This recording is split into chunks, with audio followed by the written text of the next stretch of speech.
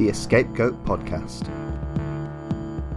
A podcast series featuring the discussion of many different topics, flaws and all, based on personal whims and fascinations. Hosted by me, David Fagiani, and several different guests.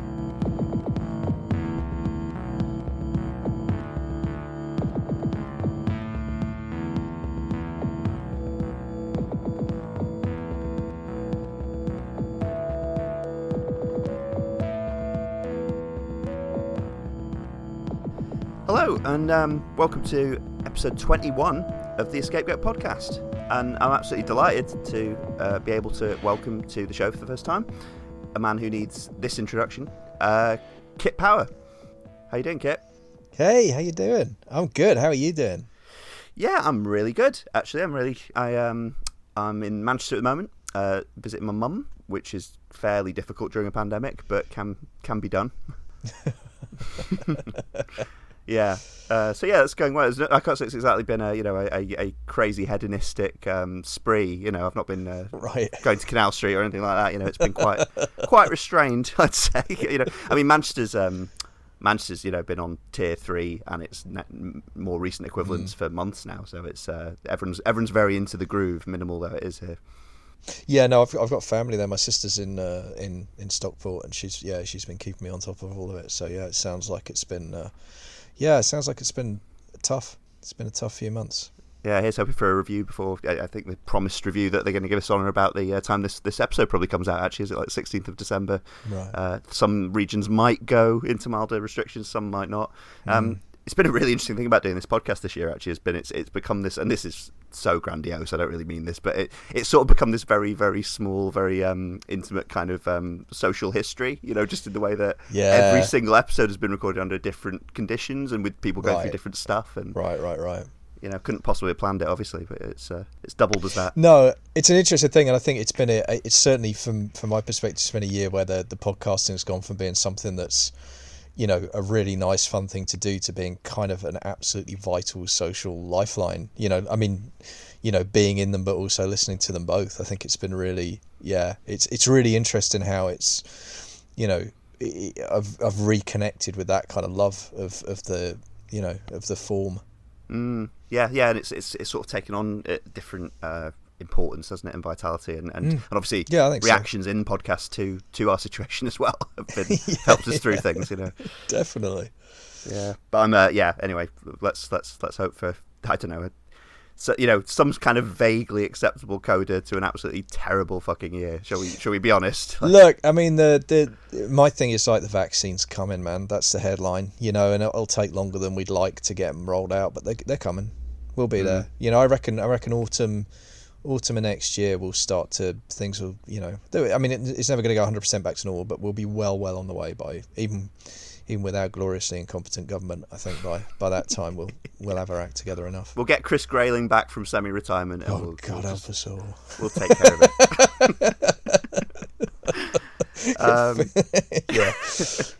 But no, definitely. I mean, I've got Khalees tickets from March that I'm still looking forward to the rescheduling of. So that's Wild Hearts. I got the Wild Hearts at MK11. Oh, nice, yeah. I am just like, come on. And it was like the week before lockdown, they cancelled the show because they were like, nah, I don't care what the government says, this ain't safe. And they were damn right. I'm really proud of them for doing that because it must have cost them, but they were like, nope. But yeah, that is, I got to tell you, man. That's the other thing. I've been doing a lot of watching live music videos on YouTube and just being like, God, I was watching the other night, like the Slipknot set from Download from 2019. I was there, I was at the show and I'm just watching it and I'm like, why am I crying watching Slipknot? And it's like, because I want to be back in it. Like, yeah, I'm getting my ass back in a mosh pit. I was starting to go in that whole, you're getting too old for this shit thing, but now I'm like, no, man. I'm telling you. even the bits of festivals and live performances that I don't particularly care for most of the time now seem really romantic and like, I lost after them. Like the bits, like when you're at a festival and you've got that first act of the day on at like noon and it's some folky, like acoustic folky, and you're not really concentrating and you're just kind of milling around. That sounds like heaven now. Right. Doesn't that sound like heaven? Yeah, or like the mid-afternoon Grandad Rock slot, and you're sat there in your chair just soaking it in, but not really excited, but it's still, you're there, right? And you're just in the moment. Yeah, definitely. Like an athlete reunion or something, just something like that. Something like that at 3:30 p.m. sounds amazing. Yeah, no, absolutely. I'd have some of that. Yeah, definitely. Well, I mean, I'm really excited about this conversation actually because I've when I started this podcast, which is obviously indulgently just an excuse to talk with clever people I know about ridiculous things that I really really love. I haven't hidden that too well. I knew from the very start of this that this topic would be one that I'd want to get around to sooner rather than later, basically, because it's a lot of people who know me well know that I've been really really into this for ages, and I'll talk a bit about that in a bit. But just before we get into the main topic, I just wanted to, because it sort of feeds into it quite well, in ways that we've discussed online. I just wanted to talk to you very briefly about the fourth series of the Netflix series, The Crown. Yep. That came out, I think, just a few weeks ago as we record in early December. Because I know you've been watching that, and I was seeing I was seeing some of your takes on that on Twitter.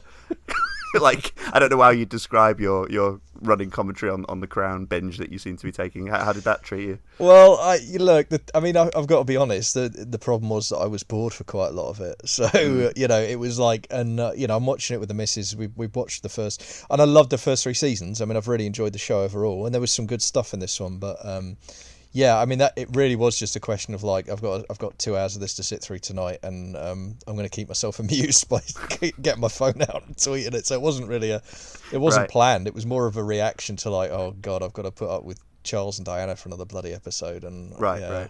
Yeah, because I think you mentioned that, didn't you? That part of your problem with this series is just that you don't care about them, like basically. It's a pretty major problem. Yeah, because the trouble is that they've got to do it because it is the most dramatically interesting thing that's happening in that period. I mean, apart from Thatcher, but they did do a fair bit of coverage of her as well. But in terms of the Crown, you kind of can't not talk about it. You've got to go into it. But it's just boring for me. I'm just not. I find it really, really hard to care. And it's nothing. I mean, the performances I thought were great, both of them actually. And I think, they did a reasonable job with the ambiguity of Charlie. I think that was interesting how Charles was simultaneously kind of sympathetic and obnoxious. Yeah, well, I think I don't know if it's you I talked to, but I brought up. I think it took me about 8 episodes of it, or maybe even the penultimate episode of Charles behaving the way he was doing, and I realised it's very Tiberius from I Claudius, the sort of massive drowning self pity, just kind of completely enveloping him and soaking him and saturating him. It's kind of an admirably pathetic performance, isn't it? Yeah. I mean, it's weird, isn't it? Because the whole thing is like it does. Most of the performances sit in that awkward space between acting and cosplay, right? There is that weird kind of like it's very kind of hyper real in a lot. I mean, Gillian Anderson's Thatcher was absolutely. I thought was incredible. And what I like about it is what she did was she didn't humanise Thatcher. She played her, and I understand why all the Tories are annoyed about it. They're all complaining on that, but it's like no, that's a very accurate portrayal. There was no humanity to that woman whatsoever. That's what she really was like that all the time. Like that's so. I thought I like the way that Gillian Anderson lent into that with the performance. I thought it was incredible, really, really good. But it is odd. It is. I mean, the guy playing Charlie, that's an impossible job, right? Because Charles is so kind of. In the public consciousness, he's just a collection of tics, right, and mannerisms and that accent. And I think the guy did a great job. And the writing was variable, wasn't it? I mean, yeah, that's a polite way of putting it, I think. But you're the writer, so I'll let you lead on that. Well, for me, the big problem is that the Queen's essential humanity just moves massively from the scale to functioning, understandable human to basic automaton, almost scene by scene, depending on what's needed for the drama of the story to be driven forward. And I felt that this season they really, and that's no slight on Olivia Colman, who did amazing with whatever script she had to deal with that day. I thought she was brilliant, but the inconsistencies in the writing, there's nothing you can do about that. And it for me anyway, and maybe I noticed it more because so much of the A plot was so dull to me as well. And maybe it's been a problem in previous seasons and I just haven't seen it. But yeah, that was difficult.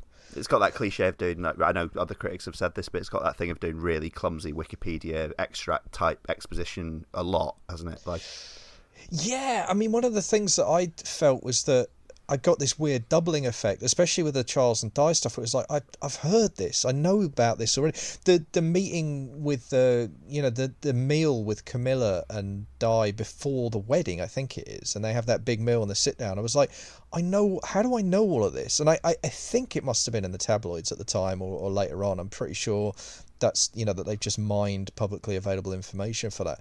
But it did create a very odd doubling effect, and that happened a few times in season 4. I was like, I already knew this. This is not actually insight. This is a script version of events that I'm very familiar with, which of course is depressing in itself because I don't give a shit. I don't care about any of this. So how come? How come I know it all? That's really worrying, Yeah, it's very weird for me because I mean, I was born in 1985, so my memory, I do remember bits and pieces of Princess Diana's public persona throughout the early to mid 90s, a little bit, but not really very much. So she basically enters the stage for me as she exits it in real life. Her death is basically my first significant memory of her. And there's kind of bits and pieces of like, I remember reading the Sue Townsend novel, The Queen and I, when I was at school, which portrayed a version of the royal family, being forced by a left-wing government to live on a council estate.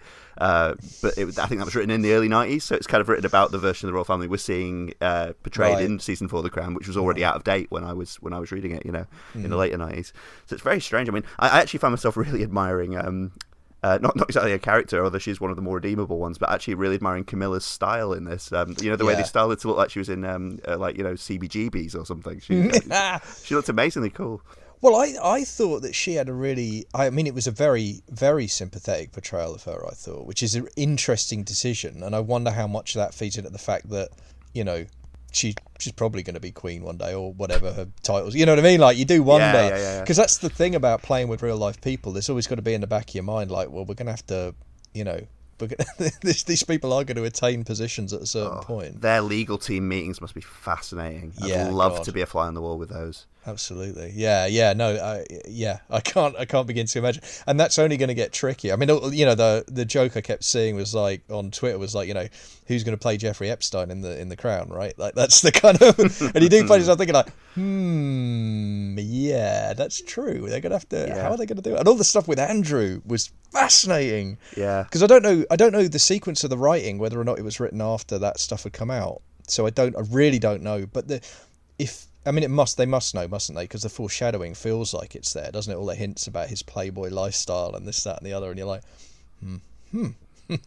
I was, I think it's the first one where he's in and he's talking to the Queen when she's trying to work out who her favourite kid is. Oh, yeah. Can't believe I'm even describing this as a plotline that I seriously sat through. But when he's talking about going out with that racy movie actress. Yeah, I looked her up and she's really interesting. And she was later in an episode of Red Dwarf.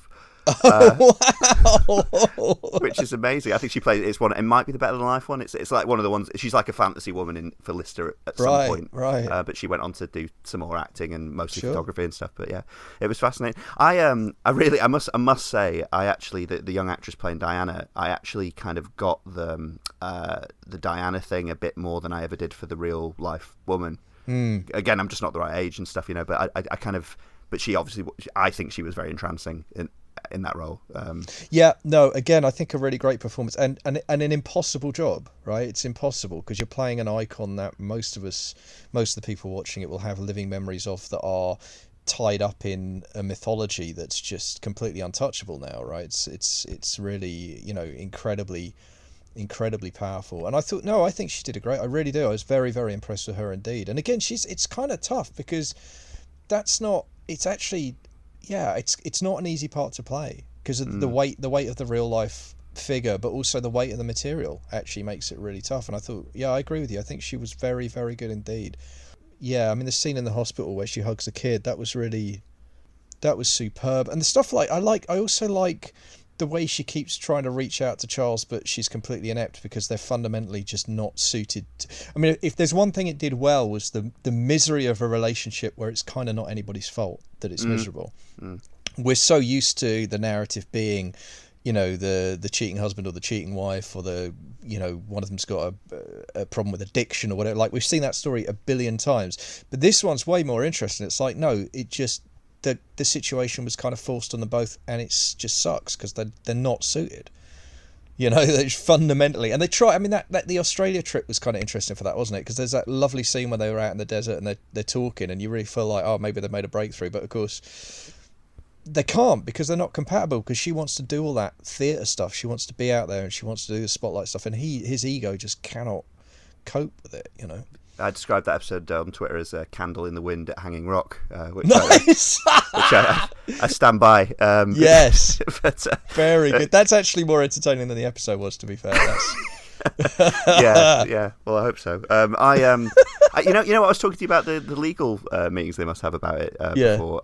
I was astonished when watching the spoilers for The Crown, by the way, a bit late. I mean, spoilers for history and whatever The Crown was as a show. I was waiting because I was watching the last episode with my mum, and I was saying I wonder how like bold they're going to get here about because there's a sort of general sense of doom hanging over this whole series, and the bits I like most, like the Balmoral episode, for example, I thought were good because they were quite like a horror movie. You know, they were scored like a horror movie, and they were shot like a horror movie with all these like dark grey sines and terrible weather, and you know the sense of doom about Thatcher, but also about obviously very potently about Diana, and that is how they ended the series ultimately. You know, it felt like a Sopranos season finale. You know, showing the family all together like that. But I was astonished actually, and actually probably the most exhilarated I got for the whole series was just in that quite long scene Tobias Menzies has with the Diana actress towards the end as Prince Philip, and they go through all these like things of him giving her a pep talk and being nice and everything, and then she's basically saying she's not having it anymore. You know, thanks for talking to me, but I've had it. And he says like basically you watch your back, doesn't he? Like some variant on that. Yeah. And I was like, I could hear like 1,000 conspiracy theorists, like sitting bolt upright in their chairs. You know. Yeah, I was like, no way did you just do that show? I was like, that is like, to give it its really? credit, to give it some credit, like Yeah. No, it's a good. I mean, that was a great scene.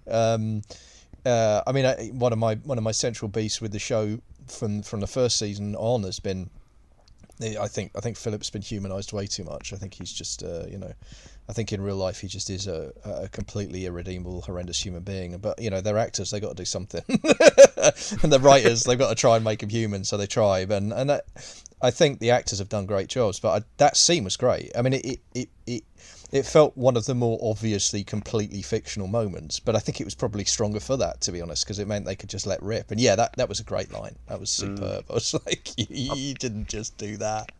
I'm sort of grimly interested to see if that's the end of that, because if they can't go much further than that without getting themselves in serious legal knots, can they? So like, if Series 5 happens and it's the events actually leading up to her death gradually, if they go any further down that rabbit hole, it's going to become like an Oliver Stone miniseries or something. I don't know.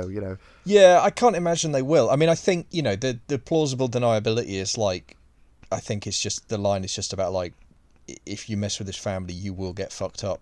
Just like in a... Because we've seen that happen to people over and over again in the first three series. Etc. Well, it's true. I mean, one of the nice things about the show is like the overarching thesis. Funny, you made the Sopranos comparison. Like the royal family is a machine that just crushes people's lives. It crushes their dreams, it crushes their souls, it sucks the life out of them, and it chucks them aside. I mean, there's that wonderful episode, the single episode with the kind of the disagreement over South Africa and the trying to get the sanctions for apartheid, and this whole theory like the Queen maybe tried to put pressure on Thatcher to do that. And at the end of it, the guy who at the very beginning said, this is a terrible idea, yes sir, your objections have been noted, just gets hung out to dry. And that in a microcosm, in a single episode, is the story of the entire 4 seasons of the show. Just like, in pursuit of hanging on to power, in pursuit of, maintaining this utterly bizarre institution, like individual human lives, happiness just don't count for a damn thing. They will just get ground up and destroyed, and that's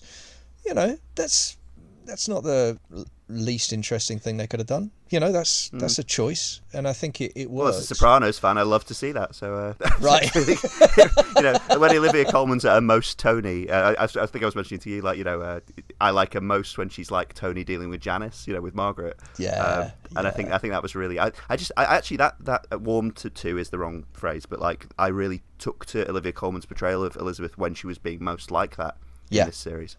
Yeah, no, I agree. I like it when she goes arch. I think she's phenomenal when she takes those turns. It'll be interesting to see what happens, because I think this is Coleman's second season, isn't it? So they recast after season 2. I do wonder if they're going to recast again now for 5. I'm not following it at all, so I don't know. Did you see who they're casting as, or trying to cast, or in talks or whatever, as Prince Charles in the next series? No, I haven't seen anything. Dominic West. Wow.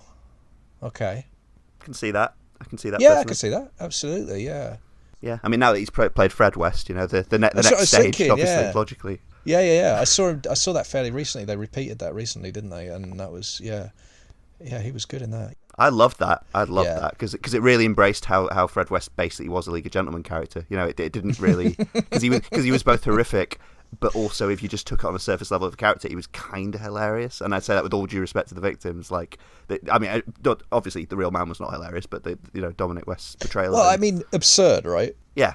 Absurd and grotesque. Yeah, absolutely. No, I think that's right. And I think, look, I've got a real beef with the stereotype of the kind of arch, super intelligent, suave, sophisticated sociopath, because they're not normally. Normally they are deathly dull, not terribly bright, unpleasant human beings, actually. Most of them are. They're kind of fairly squalid, really. And I really liked it for that, and that honest portrayal. I also just loved the kind of cold opener, like, it's your first day on the job and you're chucked into, the point of view they chose for the show, I think, was interesting, that's all.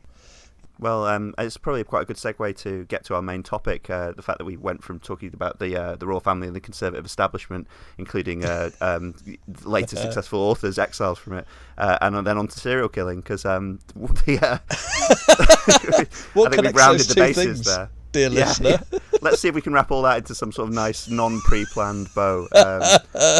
So, I'm really excited about this, because the main reason I've asked Kit on today is to talk about a sort of, practically lifelong fascination of mine, really. I'll get into that, but which obviously almost everyone will know about, or maybe even will be more familiar with, the US remake, which started in 2013 and is wrapped up now. It's the UK miniseries which started in 1990, House of Cards.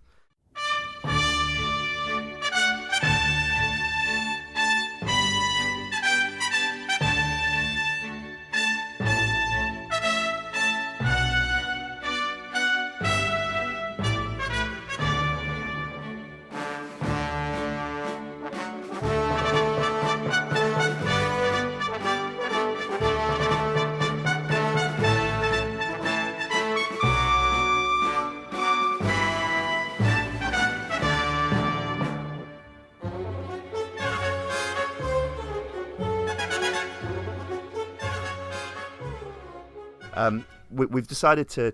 I'll let you talk about your background with this in a minute, Kit. But yeah, sure. We're both huge fans of this. So what we've decided to do is talk about almost exclusively about the first series. It'll be spoiler filled from the start. We'll dip in and out of spoilers, but they will be in here from this point on. But we will mostly be not talking about the part 2 of the miniseries, basically, which came out in 93, called To Play the King, and part 3, the final cut, which came out in 95, because we might discuss those in the future in more detail. And to be honest, there's just more than enough to discuss in this first one, really, isn't there? Absolutely. So would you like to tell the audience what your background with House of Cards is, Kit, when you first came across it? Yeah, and I will touch on the other 2 briefly here, because it's relevant, because actually I think of the 3, House of Cards is actually the last one that I saw, because I missed it on broadcast completely. I think I was probably slightly too young, and I did watch. So the first one I saw on broadcast was To Play the King, and then I saw the final cut on broadcast, and I videoed it. I taped it from the telly, and I watched it to death. The final cut I've seen many times, because it's the only one I actually had my own copy of. And then House of Cards a lot later. I don't know if I saw it in between. I was trying to work this out before I came on tonight, whether or not I watched it in between To Play the King and Final Cut, or whether or not I didn't see it until the very end, till after I'd seen the final story, because the BBC did repeat it a few times, and I certainly would have sought it out on repeat, but I couldn't tell you now, looking back, unfortunately. So I was fascinated by it. At the time I was doing theatre. I did youth theatre, and then I did it at college for a while, and I was sort of convinced I was going to be an actor. And the attraction of the show, obviously, was, for me at that age, was the central performance. I think Richardson is absolutely one of those classic, world-class British theatre and TV and film actors, and this is, lifetime peak performance. I mean, it's just absolutely phenomenal, and I was mesmerised by it. I think, although I wasn't thinking in that mode at the time, looking at it now, I would have been at least as fascinated by the writing as I was by the performance. I mean, the way that would have manifested at the time was I certainly tried to learn some of the monologues from the final cut, because I had it on video, so I'd rewind it and watch them and really try and soak in Richardson's performance and his intonation and his, the way he used his tone of voice, the way he would use his facial expressions, and all of that stuff's there from the beginning. That was what was lovely about going back and rewatching it this time. His performance is fully formed from the very first frame, from the very first shot, and that opening monologue to this story. Francis Urquhart is just there, flesh and blood, and it's quite extraordinary. So yeah, my history with it is that. So I watched. So 95 was to play, because I remember telling other college kids about it, because I was doing the theatre at college, about Final Cut, and they would just look to me like, what are you talking about? I managed to get a couple of them hooked on Cracker, but I couldn't make any headway with Final Cut. But yeah, no, I adored it. And the thing about it is, as well, is that it does document. Because it was written by an insider, it does document the Conservative Party that were the party of government for my entire childhood. And I think that's really, really significant. Like, I remember being in school in the break room at my first break at 10 o'clock when Thatcher was booted out. Because I remember the deputy head just came in and yelled out at the top of his lungs, "Do you want some good news? Thatcher's just quit," and the whole place just cheered. Everyone just, and this is North Devon, by the way. This is a tiny comprehensive in North Devon. So this is not like, this is not some Labour heartland. No, quite the reverse. But yeah, that was kind of the atmosphere there. I'm not sure everyone in the room knew why they were cheering, to be honest, but it felt like a big moment.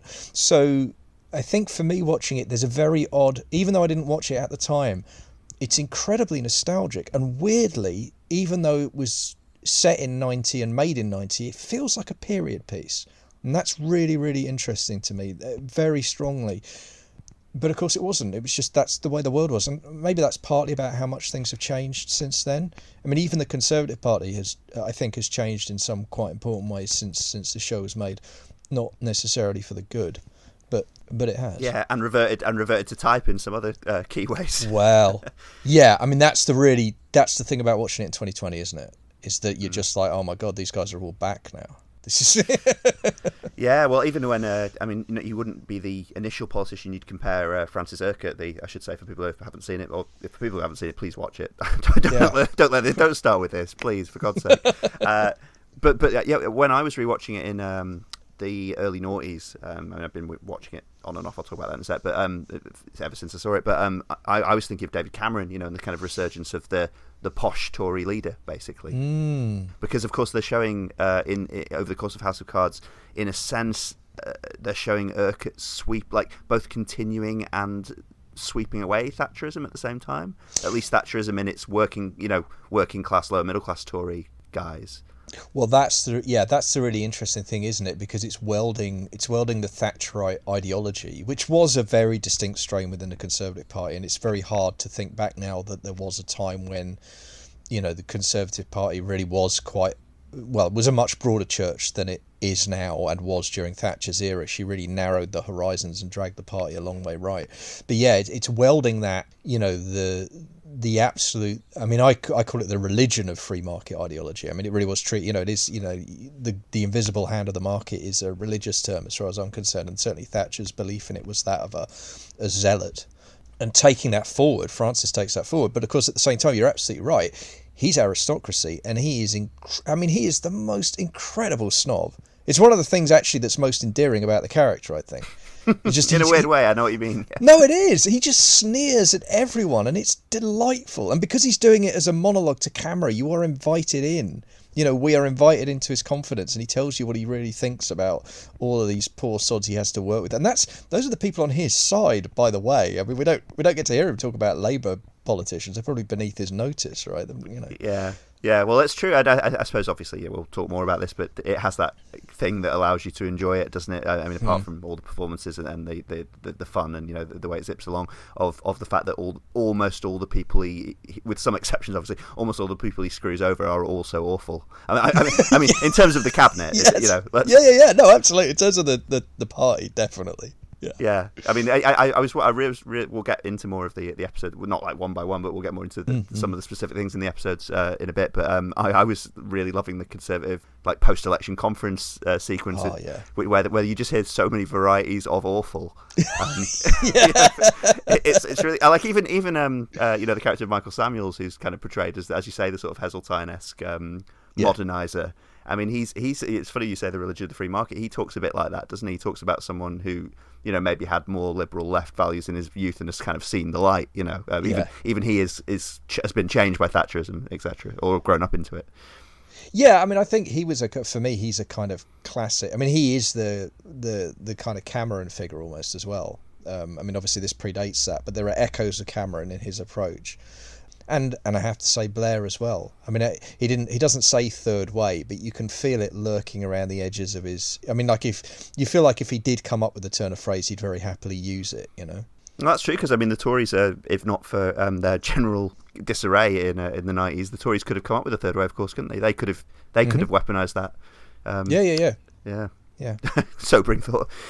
I think it's fascinating, because I watched, you know, obviously we'll talk more about future instalments at a future date, hopefully, but my first one that I saw was the final cut, and I think I saw that in 1995. Oh, okay. And if we ever talk about the final cut specifically, I'll talk more about the sort of specific parts of that I saw, but I saw it before I could really comprehend what was going on. Right. But because I think I mentioned to you via message that I basically, my knowledge about things like the Falklands War and other 80s like politics and, you know, early 90s politics was basically reading Sue Townsend and, you know, like hearing about Adrian Mole's take on it and things like that. You know, maybe some Young Ones episodes by that point, you know, that kind of thing. And I watched some of these, you talk about some of these monologues in the final cut. I tune in basically past, you know, maybe past or just approaching my bedtime, and I'm suddenly drawn into this sort of conspiratorial web, you know, and all the direct camera stuff, just, you know, but also just the general conspiracy chats in it. I was suddenly privy to this hugely interesting, adult, cheeky, kind of picaresque world, really, and I was just, and I didn't really know what a lot of it meant. You know, like when they're discussing political strategy and ideology and you know, even just some of the ins and outs of the schemes they carry out and stuff. I was like, I don't know what's going on, but I love it. Basically, so I ended up picking up a DVD. You know, later on, I kind of remembered the series more than knew it very well, and then I picked up a DVD. I think when it first came out, and probably at the tail end of the 90s, early noughties. And then I watched it loads before university, and then I sort of took it to university, and in this very young fogyish way, started getting like housemates to watch it. Yeah, you know, like, let's get that on. You know, let's forget about the Family Guy box set and Arrested Development.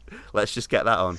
And actually, get to be fair, my very, very patient, long-suffering housemates were very good about at least pretending they were enjoying it as much as I was. And I think they were all to varying degrees drawn in by Richardson as well. You know, and I mean primarily Richardson, yeah, but some of the other performances as well. I should say, you know, for people who aren't so familiar with it or maybe saw it a while ago, the first series that we're talking about, House of Cards, you know, essentially documents Francis Urquhart, who's the Conservative Party chief whip, you know, sort of in charge of party discipline when you first meet him, and his slighting by the new Prime Minister, essentially, passed over for the ministerial job he was hoping for, and then you know, it's a 4-part miniseries. You know, you can watch you can watch it in 4 hours. You know, less than 4 hours. It basically documents him attempting to get revenge, which you then probably about halfway through really learn consists of becoming Prime Minister himself. I mean, what was your experience of rewatching this series this time around? Because as you say, it'd been a while for you on this one, hadn't it? Yeah, I mean, it was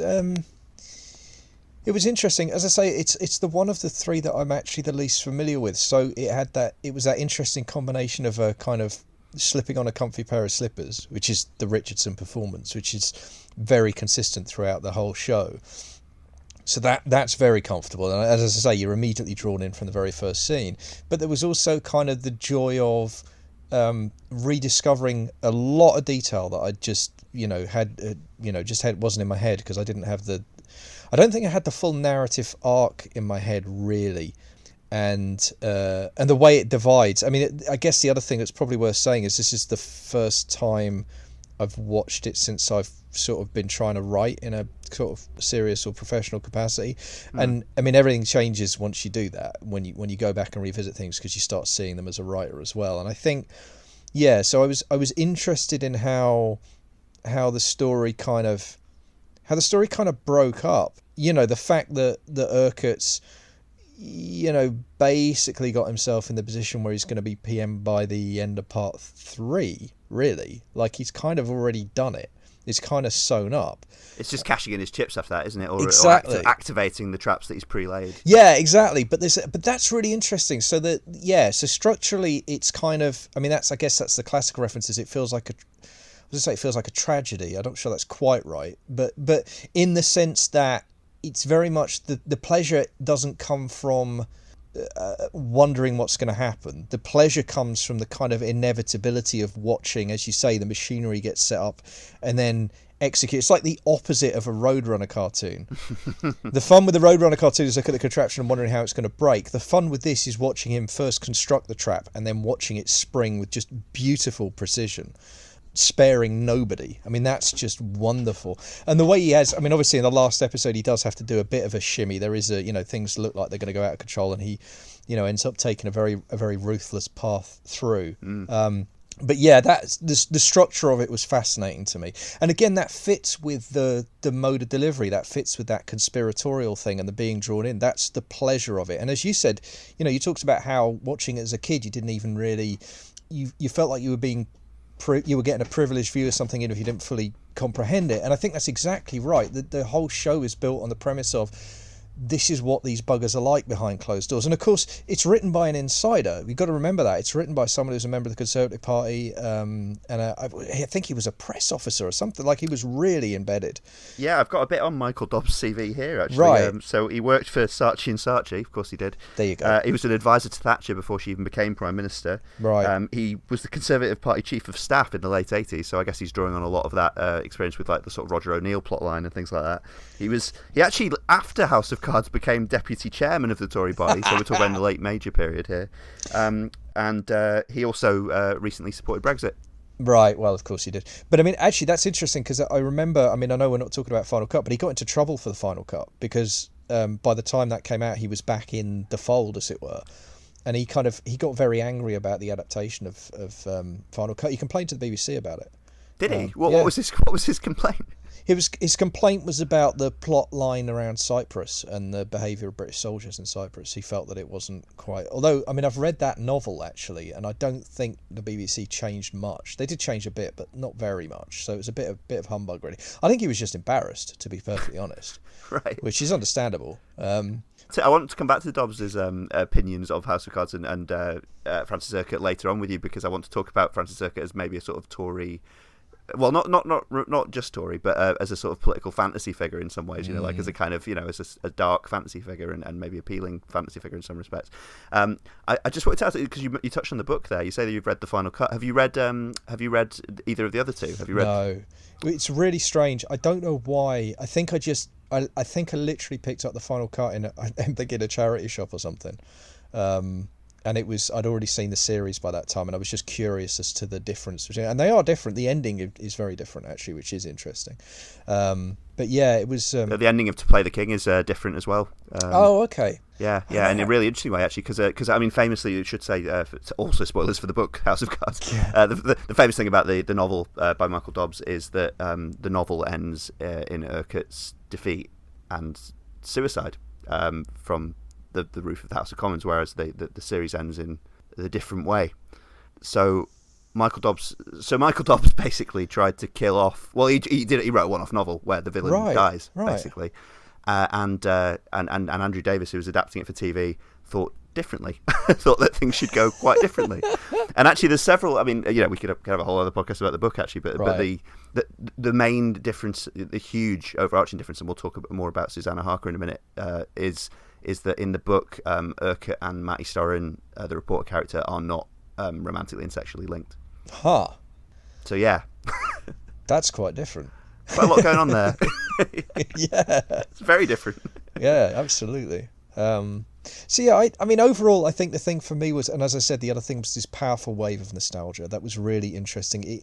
I think that one of the things the show does is capture that period, the early 90s and the Conservative Party of the early 90s, and that was, as I say, I mean, I found a lot of kind of long dormant kind of emotional reactions to, like, God, that's just because as a kid that was just background radiation.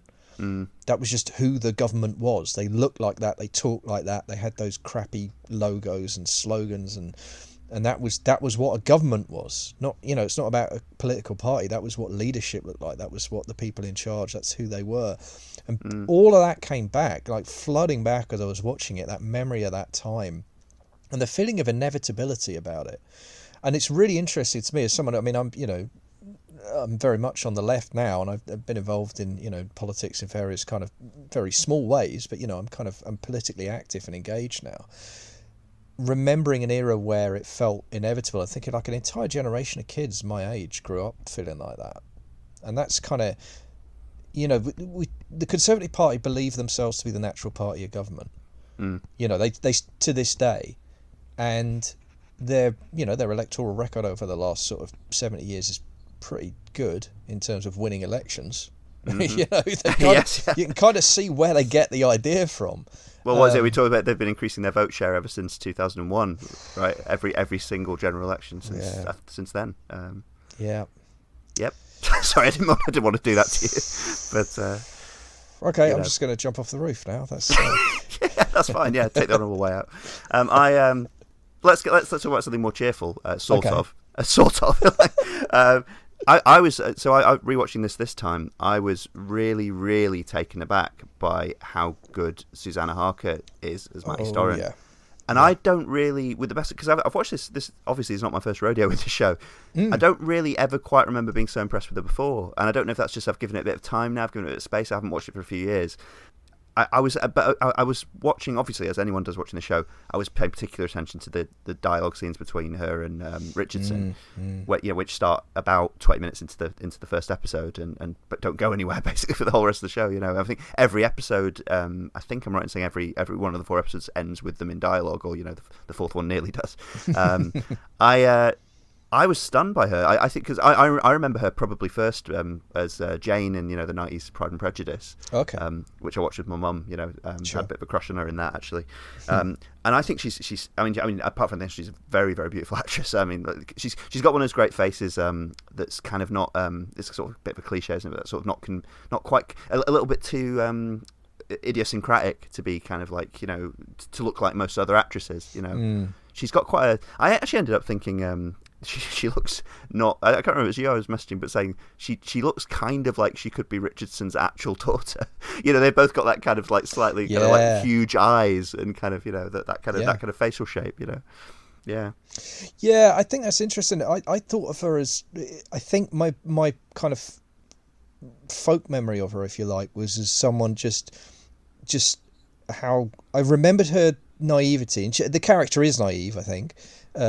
Certainly at the beginning, certainly in certain crucial moments, painfully so.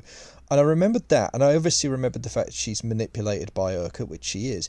I think I'd forgotten just how bloody smart she is, aside from those two facts, though. I think that's what I lost in that remembering, if you see what I mean. I'd let those two. I mean, I stand by both those points. I think she was not. I think the character is naive, and I think the character is manipulated. But there's much more push and pull than I remembered, and it's really gratifying to see. Like, she's recording him from the beginning. Yeah, you pointed that out. Yeah, secretly taping him from the very, very beginning. That I'd completely forgotten about that. That's ridiculous, because the tape is like the most important thing in all 3 bloody. I mean, spoilers again, but yes, those recordings come back and back and back, and yet weirdly I'd forgotten that she'd been making them for the entire run. And there's that absolutely fantastic sequence in, I think it is the last episode, where she's going through her tape collection and playing these random clips, and you can see her putting it together. And that's great, because that's non-verbal, that entire performance. That entire scene is her listening to and reacting to the sound of his voice as she realises she had all the clues the whole time, And I love that. And she's just, the way she keeps pursuing the story after she's promised him she's not going to. And the way she does it. I mean, the way the way she investigates, the way she kind of uses. I mean, yeah, all right. So she uses her beauty to kind of chat the guys up and get them to say things they shouldn't. I mean, that wonderful moment where she talks about, I'm doing a piece on MPs with sex appeal, and the Labour guys are just like, oh well, Yeah. Oh, that's amazing. It's so great. It's like, wow, yeah, you guys are all just really stupid, aren't you? Yeah. Well, I love how kind of boldly sexual she is. I mean, even just take that that first scene, where she goes over to Urquhart's house, and he at just the right moment when little does she know that he needs her, or realizes that he needs someone like her. But that scene is crackling with intensity and sex and fascination and mutual flattery, obviously, and seduction and.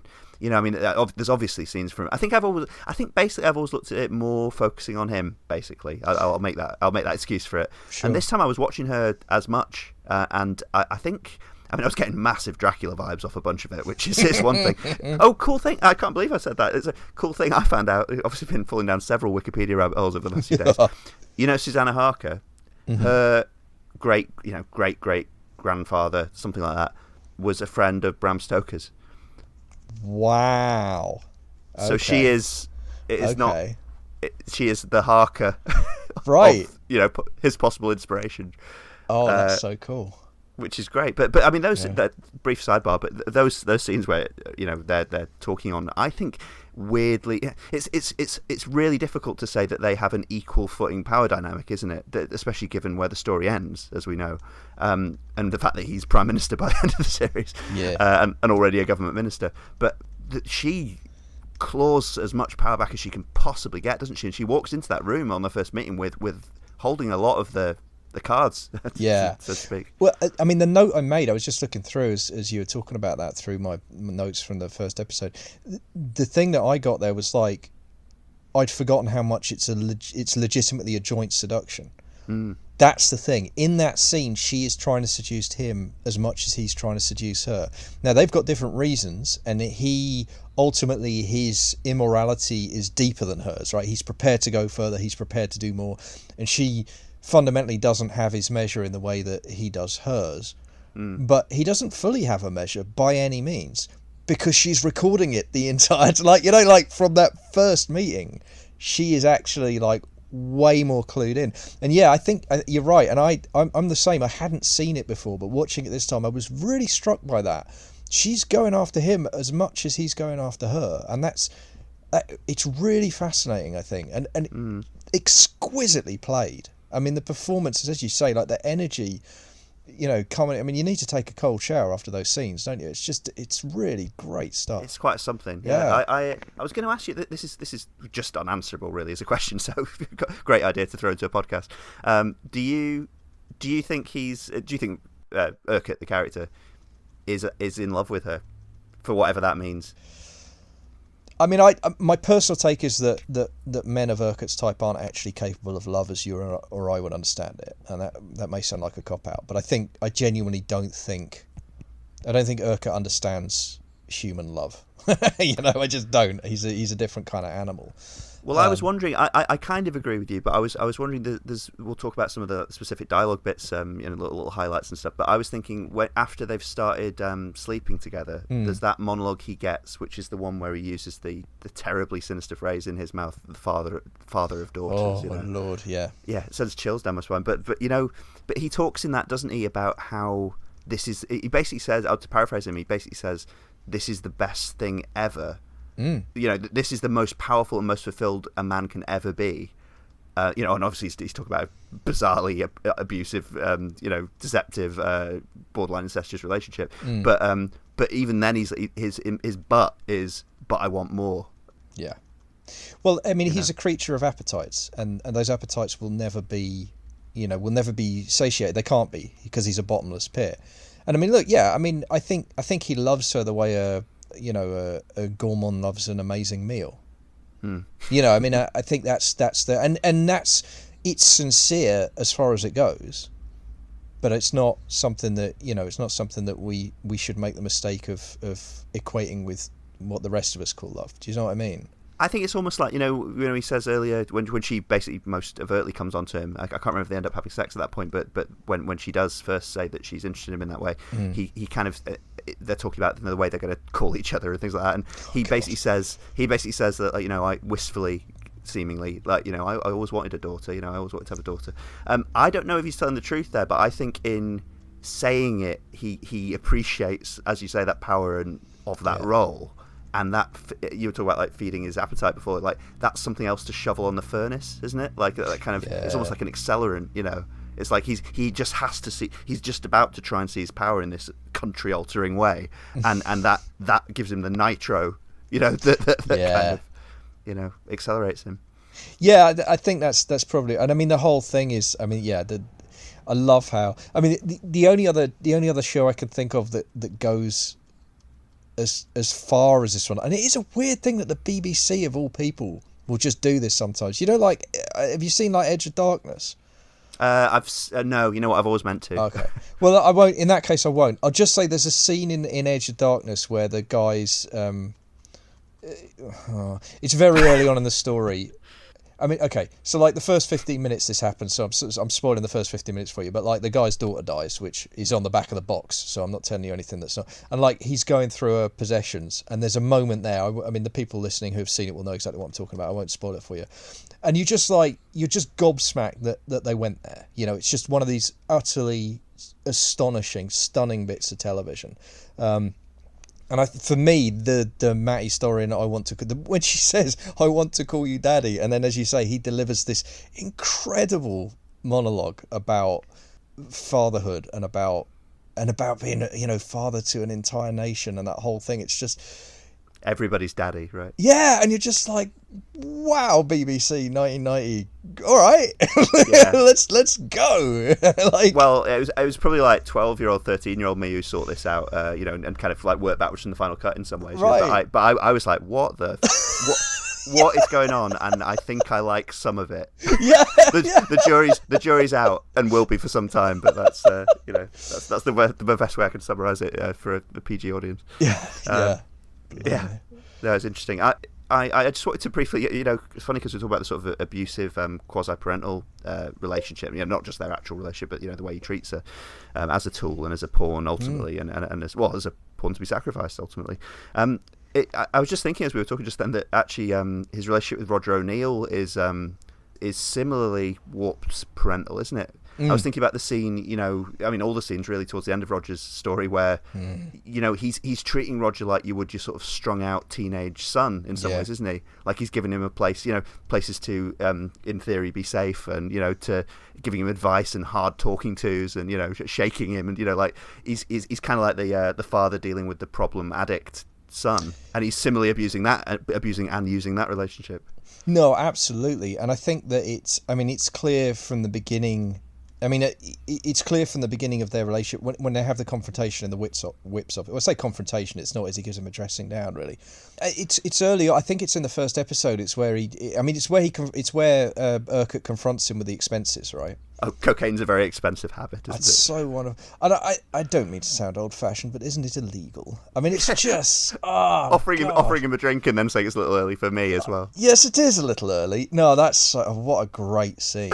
But you're right. And what's great about that is that scene is the microcosm of the whole relationship.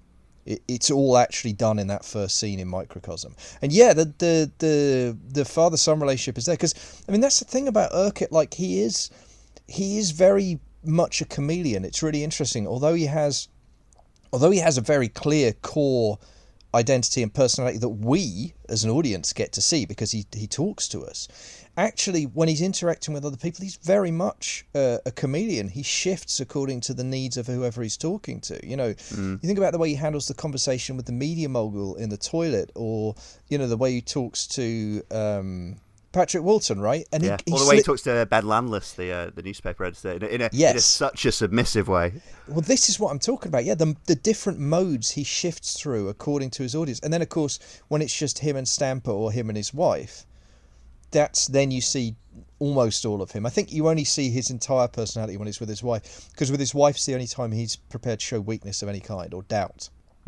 which is very interesting. I mean, she's Oh God, she's phenomenal. But and she's got. I mean, what does she have? Like 8 lines, 10 lines in the entire thing. And Diane Fletcher as Elizabeth. Yeah. Yeah. And what a dominating force she is whenever she's on screen. And by the way, dominating force, most of her scenes with Ian Richardson as Urquhart. And still your eyes are drawn to her. I mean... Oh, God, yeah. Wow. You know, absolutely... Just a masterclass in performance, I think, from her. It really is, and I mean, she's one of the characters in it that, as you say, doesn't have that much screen time in House of Cards, but will go on to have more screen time in To Play the King, and particularly the final cut with her, obviously. Yeah. But another one that we were talking about is Colin Jeavons as Tim Stamper, who is not in the book. By the way, he's an invention of the TV show. But then Michael Dobbs put him in the second book because he knew what was good for him.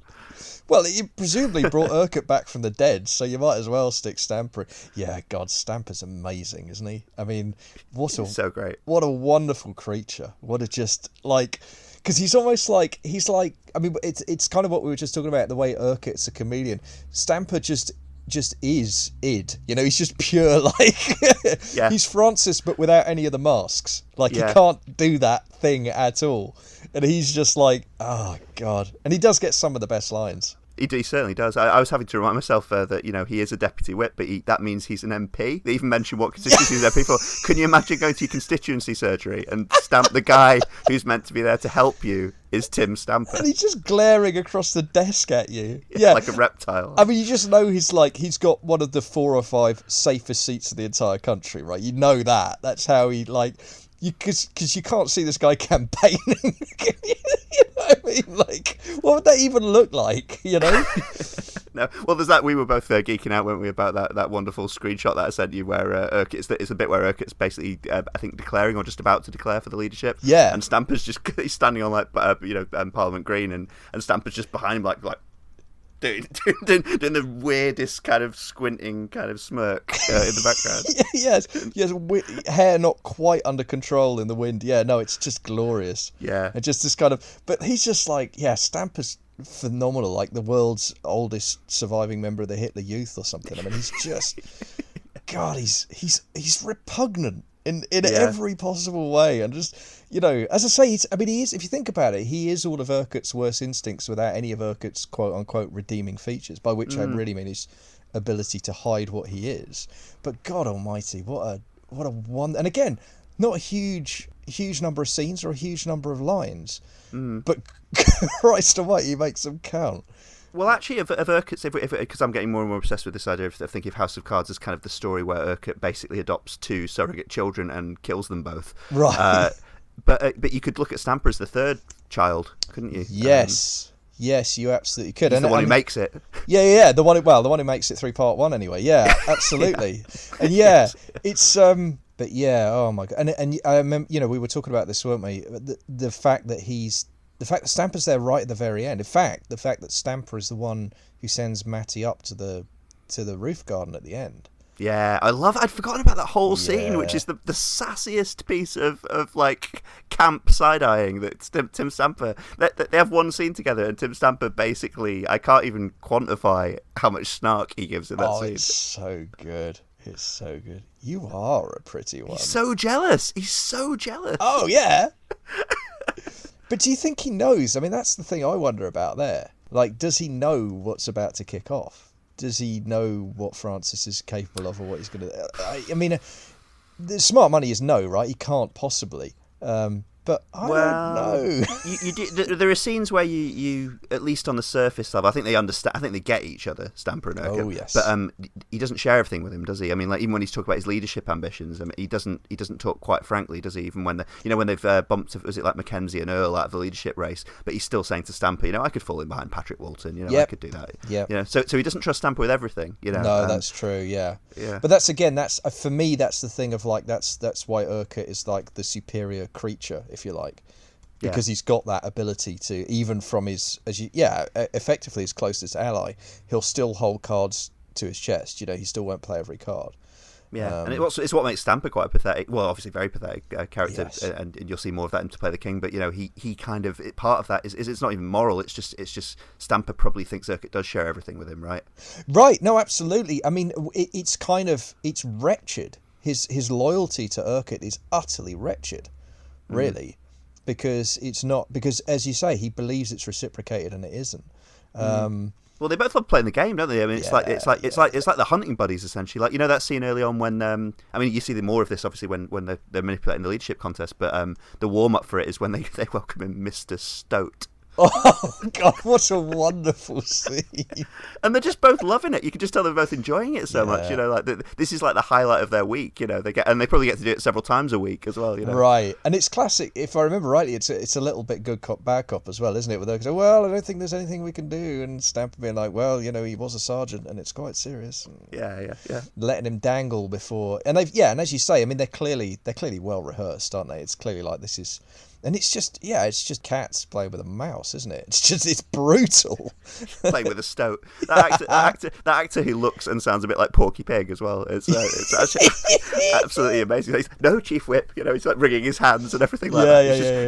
He's like a Beano character or something. You know. He's a total caricature, isn't he? And then of course Stamper gets like the immortal line, "If I had a dog like that, I'd shoot it," which is just like. Yeah. I had to pause the DVD and just until I'd recovered, you know, because I was just like, oh my God. I just screamed with laughter. It was just wonderful. Some of my moments watching it where I screamed with laughter weren't even lines; they were Urquhart's looks. Oh God, yeah. I mean, just the glances. You know, when he doesn't have time, when he's going into a cabinet or something, and he doesn't have time to actually talk to you, and he's just like. You just get the flick of the eyebrows, don't you? Yeah, or whatever. Yeah, or some kind of micro expression. Yeah, it's wonderful stuff. I mean, there's actually a moment early on I really enjoyed where they go into the 1922 committee meeting because this is after Thatcher's gone and they're picking a new leader. A well-meaning fool, no background and no bottom. What, me? Oh, no. I'm the chief whip. Merely a functionary. I keep the troops in line. I put a bit of stick about. I make them jump. And I shall, of course, give my absolute loyalty to whoever emerges as my leader. You'll have to excuse me now. And he actually says, "You'll have to excuse me now," and shuts the door. Nice little nod to the fact that, like, one of the few things that even to this day has a kind of legendary level of secrecy about is what goes on inside the 1922 committee meetings.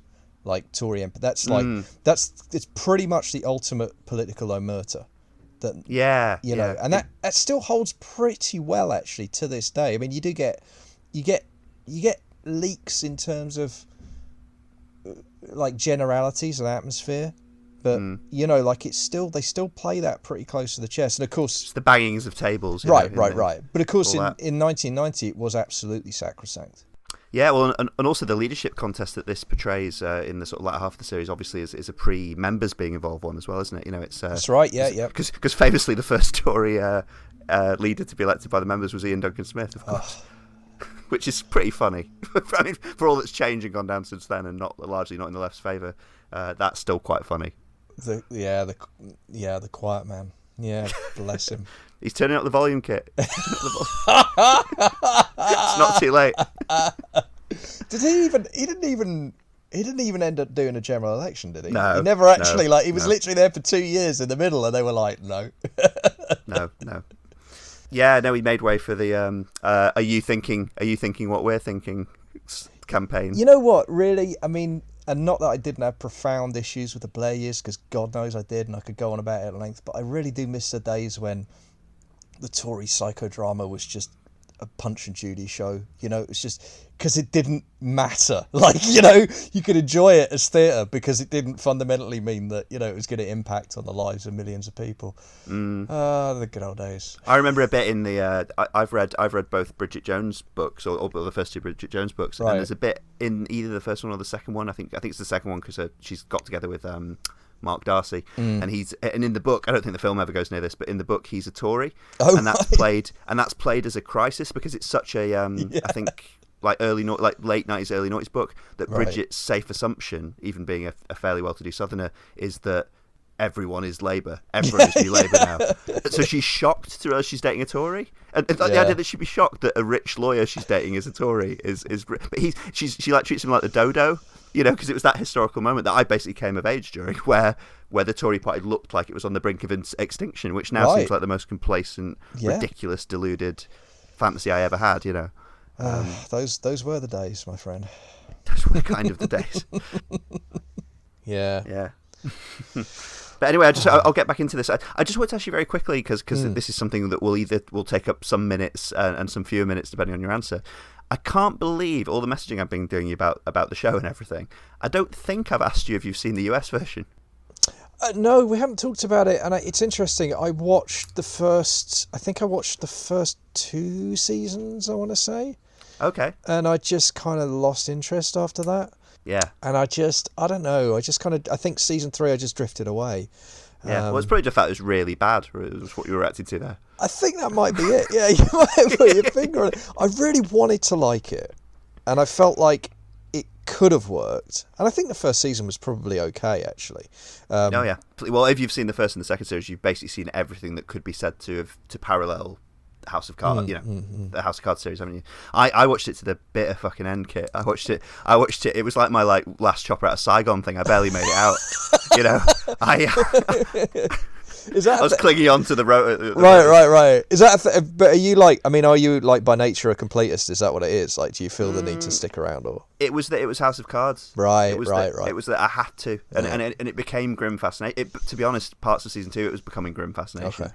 But certainly 3, 4, 5. I think 6 is the post-Spacey season. Right. That's one of the weirdest bits of television I've ever seen, and not good. Don't get me wrong, not good. But fascinating. That was proper car crash levels. I really wanted that to work because one of the interesting things that the US House of Cards does is it gives Mrs. Urquhart more to do from the beginning, doesn't it? She's much more kind of involved, and that's great because I think we were talking about it. She's even in the UK show. In the story that we're discussing, she doesn't have a lot of lines, but she makes them count by golly. And I think, I kind of ideologically liked that. But the execution and the performances were great in the US House of Cards. I thought pretty much across the board. But didn't work for me, I'm afraid. One thing that I realised about the just the length of it, this I'm not going to be honest, people. This is like when you go on about British sitcoms, don't you? It comes across as a bit jingoistic because you talk about 2 series of 40 Towers being so much superior to drawn out Friends type length runs. But I realised that you could fit the entire 3 series of the British House of Cards in the first season. With 1 episode left, and I was like, "This is ridiculous." That goes beyond padding. And you just because they start in the US version, they try and flesh out, not just the marriage and stuff, but all these side characters, like the guy who runs the rib store and stuff like that. I'm just like, what are you doing? This isn't meant to be like this at all, And I don't mean that as a purist. Far from it. I was really up for it, but I just, it's a frustration of mine. I think. This is really a much wider conversation. There's a thing about episodic TV, and I think there's I feel like, and this is probably nonsense, this is probably just old man talk, but I feel like once upon a time there were TV shows like House of Cards where they were trying to tell a story. And then there were TV shows like Hill Street Blues where they were telling episodes. And the stories were contained in the episodes, and it was a reset at the end of each, like a soft reset at the end of each episode. No continuity. You had the same characters every week doing their job, meeting a situation. Both completely valid modes of storytelling, not an issue with either, but they were separate. And at some point, it's probably Joss Whedon's fault, every TV show had to have an arc. And I think now it's just so standard that we kind of, I don't even know if episodic TVs exist anymore. That's nonsense. Of course it does. There's still whatever SV, Special Victims Units and Law and Orders, and I guess they follow that format. I don't know if they have arcs. I suspect they don't.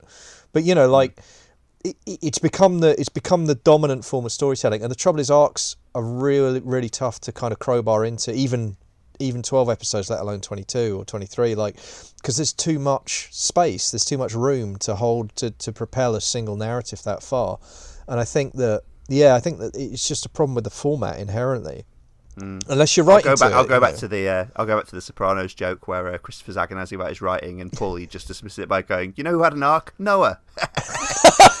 Well, you can. I mean, if you're David Chase good, you can make it work, right? I mean, The Sopranos does work as a story told across 7 seasons, I think, and I mean, Deadwood did, albeit, we didn't get season 4, which was, to my eternal kind of pain.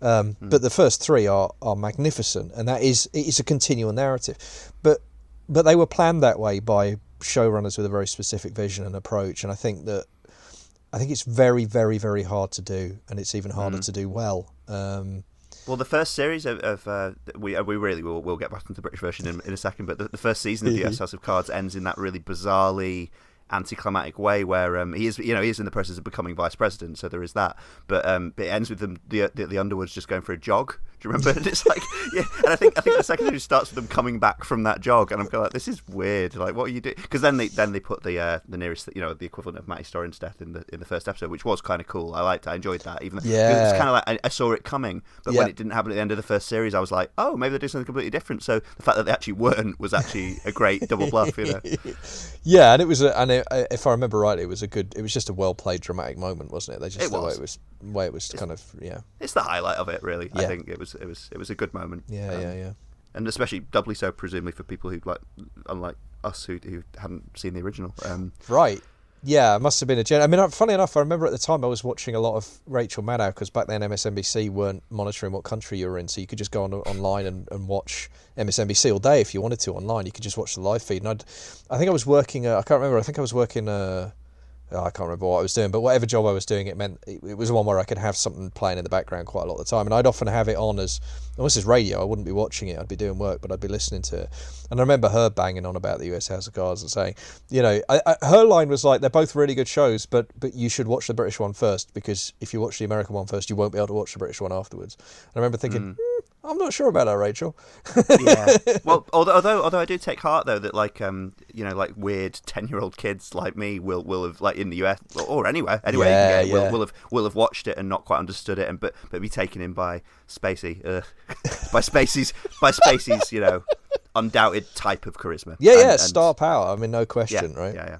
And the conspiratorial thing again, so good luck to them. Basically, is what I say. Good luck to hope they turn out to be well balanced adults like me. Anyway, I to get back to the UK House of Cards. Yes. This is a show from 1990. It's 30 years old. It famously came out in the UK just I think a few days before the leadership election that toppled Margaret Thatcher, basically. Which is crazy. I mean, that deserves a little sidebar, doesn't it? That's because the way the series opens with looking at a picture of Margaret Thatcher and saying nothing lasts forever. I couldn't believe that. I looked it up literally just before we sat down, because it suddenly occurred to me, like, I didn't actually know when this was broadcast, and I can't believe the serendipity is astonishing, isn't it? It really, really is. I think they're of the opinion, because I've got the DVD and it's got a commentary track on the first episode with Richardson, Andrew Davis, and the producer whose name I forget, and they talk about it basically hitting jackpot for them. They just it propelled the show into the conversation in a way that it wouldn't have done otherwise. Yeah, absolutely. No, it's just really incredible, and that's just kind of I mean that is luck, isn't it, to a degree, but quite astonishing. Yeah. Yeah, and it's interesting having we touched on this before, but the fact that the 3 parts of House of Cards over the early to mid 90s, they end up telling this parallel story of a different direction a different way the Tory party could have gone next, put it that way. Yeah, absolutely. I mean, it really is about like it's about if the continuation of Thatcherism, really, which and a triumphal one as well. Yeah, absolutely. Which I mean, Major, for all of his many flaws, was not quite that. And was not a gentleman of the Shires either. It has to be said. Well, there is that, isn't there? Yeah, I mean, that's kind of the interesting thing about part 1, isn't it? Because one of the things I was trying to do was map who I knew the runners from that period to be, and it's interesting how the note I made was the Heseltine stand-in is even called Michael, which I thought was quite cute. But I mean, the thing that is interesting to me is that I couldn't find a Portillo analogue, and that was curious to me because I felt like Portillo, although maybe Portillo wasn't in the mix tonight, he was probably too young. I think he was a bit young, yeah. I think he was, if anything, he'd be the sort of rising junior star almost. Right, he'd have been more of an issue maybe for the final cut. You'd have needed a Portillo type character then, because oh god, we're really in the weeds now. I'm just conscious that he was very much considered to be what he was, the future of Thatcherism. You know, and it's really weird to remember that now, because nowadays he's Portillo, who makes nice films about trains, right? And trades kind of witticisms with Diane Abbott and Andrew Neil on late television. But he really was like one of the farthest far right rising stars in the Tory party in his heyday. You know. Yeah. Well, one of the things is that as a left wing person, a Labour Party member. That I find endlessly fascinating, and probably some of it started with watching Ian Richardson in House of Cards, is the Tory party is the best, and I'm a Doctor Who fan as well, so this explains where I'm going with this. The Tory party is the best regeneration machine ever built, possibly. And I was jokingly referring to, after the 2017 election, I was talking to friends about how we, quite happy friends about how the Corbyn project had gone up to that point and everything. And I'm not coming to any sort of profit or anything like that, but maybe just a bit of cynicism crept in. And I said, yeah, but the Tory party are like the Borg.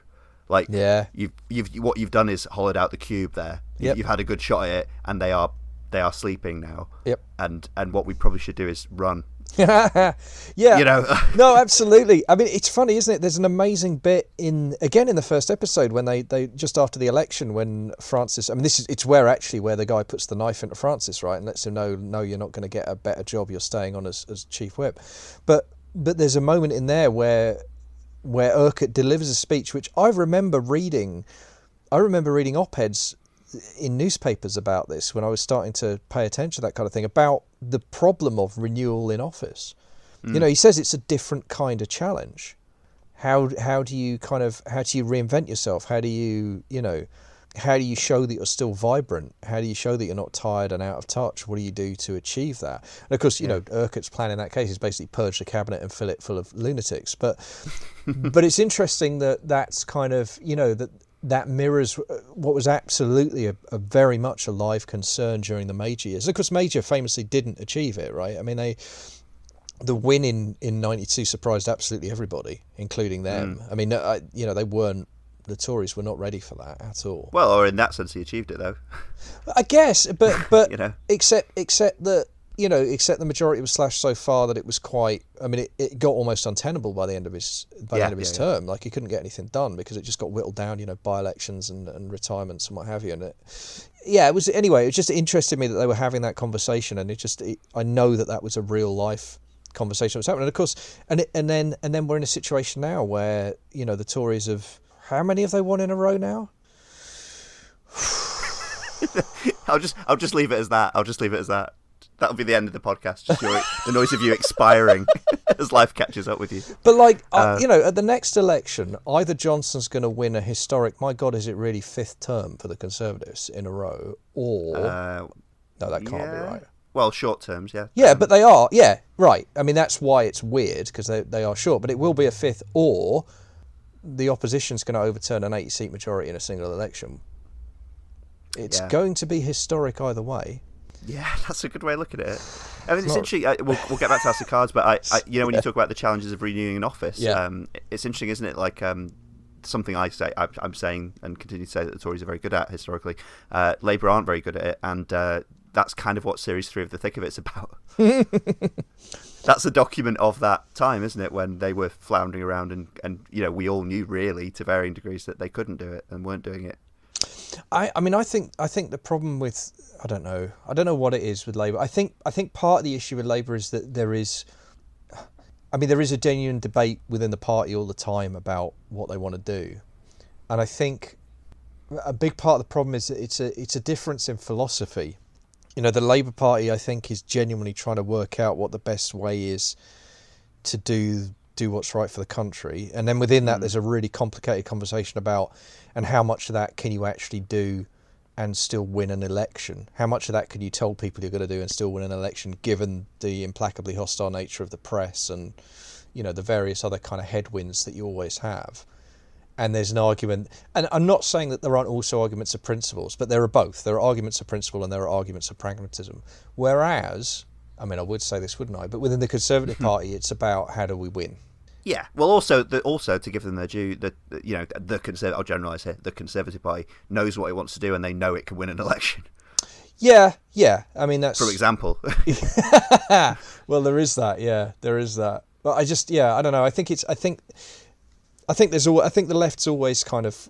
It always feels to me like the left's always kind of got one hand tied behind its back before it even starts, because of the nature of how a kind of open democratic movement should work. I mean, it should be a debate and it should occasionally be an argument. And it's like, I mean, that's the thing, isn't it? Like the Tories still talk about Thatcher with pride.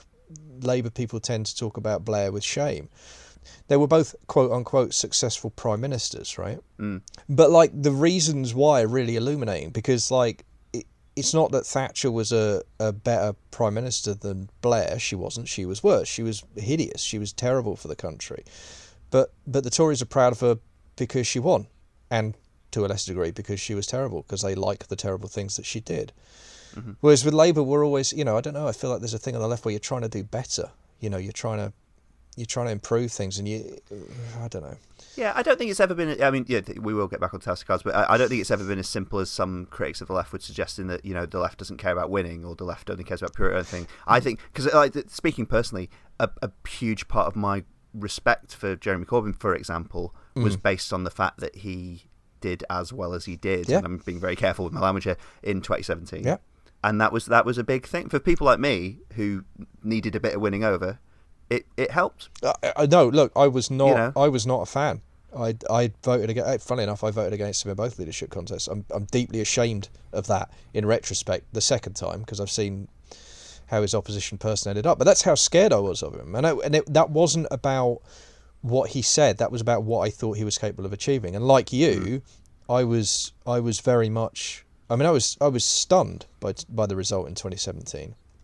I thought we were heading for a wipeout, and I was astonished by that. And once, I remember you talking about it at the time. You said you nearly crashed your car. I did. That's right. Because that's exactly right. Because I'd been out canvassing all day. I'd been out door knocking, and then it was that's right. The exit poll came in as I was dropping someone off on my way home, and I did. I had to slam the brakes on and pull over because I couldn't believe it. And my exit poll moment, I was back at my flat and in South London, and the people who were with me can attest. Alistair Sim in A Christmas Carol, the way he reacts when the spirits have given him another chance. Right. I basically got out. I might as well have been in a nightgown. I basically got up and started. I don't think I even said anything, and I just started slamming the kitchen counters and like I'm running around, probably like opening cupboards and stuff like that. Just kind of like before I could even yell. Like. Yeah, no, I drove home and burst into tears and parked in the car on the front, on the driveway. It was just this massive release of built up tension I hadn't known I'd been carrying. Yeah, it was, and so it wasn't. I agree with you. I think it's lazy criticism to say the left doesn't care about winning. I think the left cares about winning a great deal, but it doesn't care about winning for its own sake. That's what I mean about having one hand tied behind your back. I think fundamentally the Tories are pretty unprincipled in most important. Sorry, but I really do, and I think they care about winning, and that's kind of it, really. They care about power for power's sake, whereas I think Labour care about power for what they can do with it. And that, it might be broadly true of the sort of membership and the kind of swell of ideology. Although again, as you say, we would say that. It's funny. I'm aware that some Conservative people I know will be listening to this podcast, so I'm amused to think what they think of this. But actually, that's a really good pivot back, because I want to talk to you briefly about a few more things about the show actually. But one of them is Urquhart as a fantasy figure, as a sort of dark fantasy, and I want to talk specifically as a fantasy figure of Dobbs, because we've talked about Michael Dobbs as being a creature of conservatism, deeply embedded in conservatism on all sorts of levels, culturally and politically, and really an insider. But I was saying I showed this to people at university. I showed House of Cards to people at university, and people from quite a lot of different political stripes all really enjoyed it. And the kind of the awful phrase, but the banter we tended to have about it was just how much we loved Urquhart. Yeah. And we were sort of joking, but not really. Because obviously he's Ian Richardson and he's amazing and he has that appeal. But I've talked to some Conservatives recently, and people about my age. I'm in my mid-30s and a bit older, and they kind of tend to love Urquhart a bit as well. And I'm not saying that makes them bad people, because we do too. Yeah, absolutely.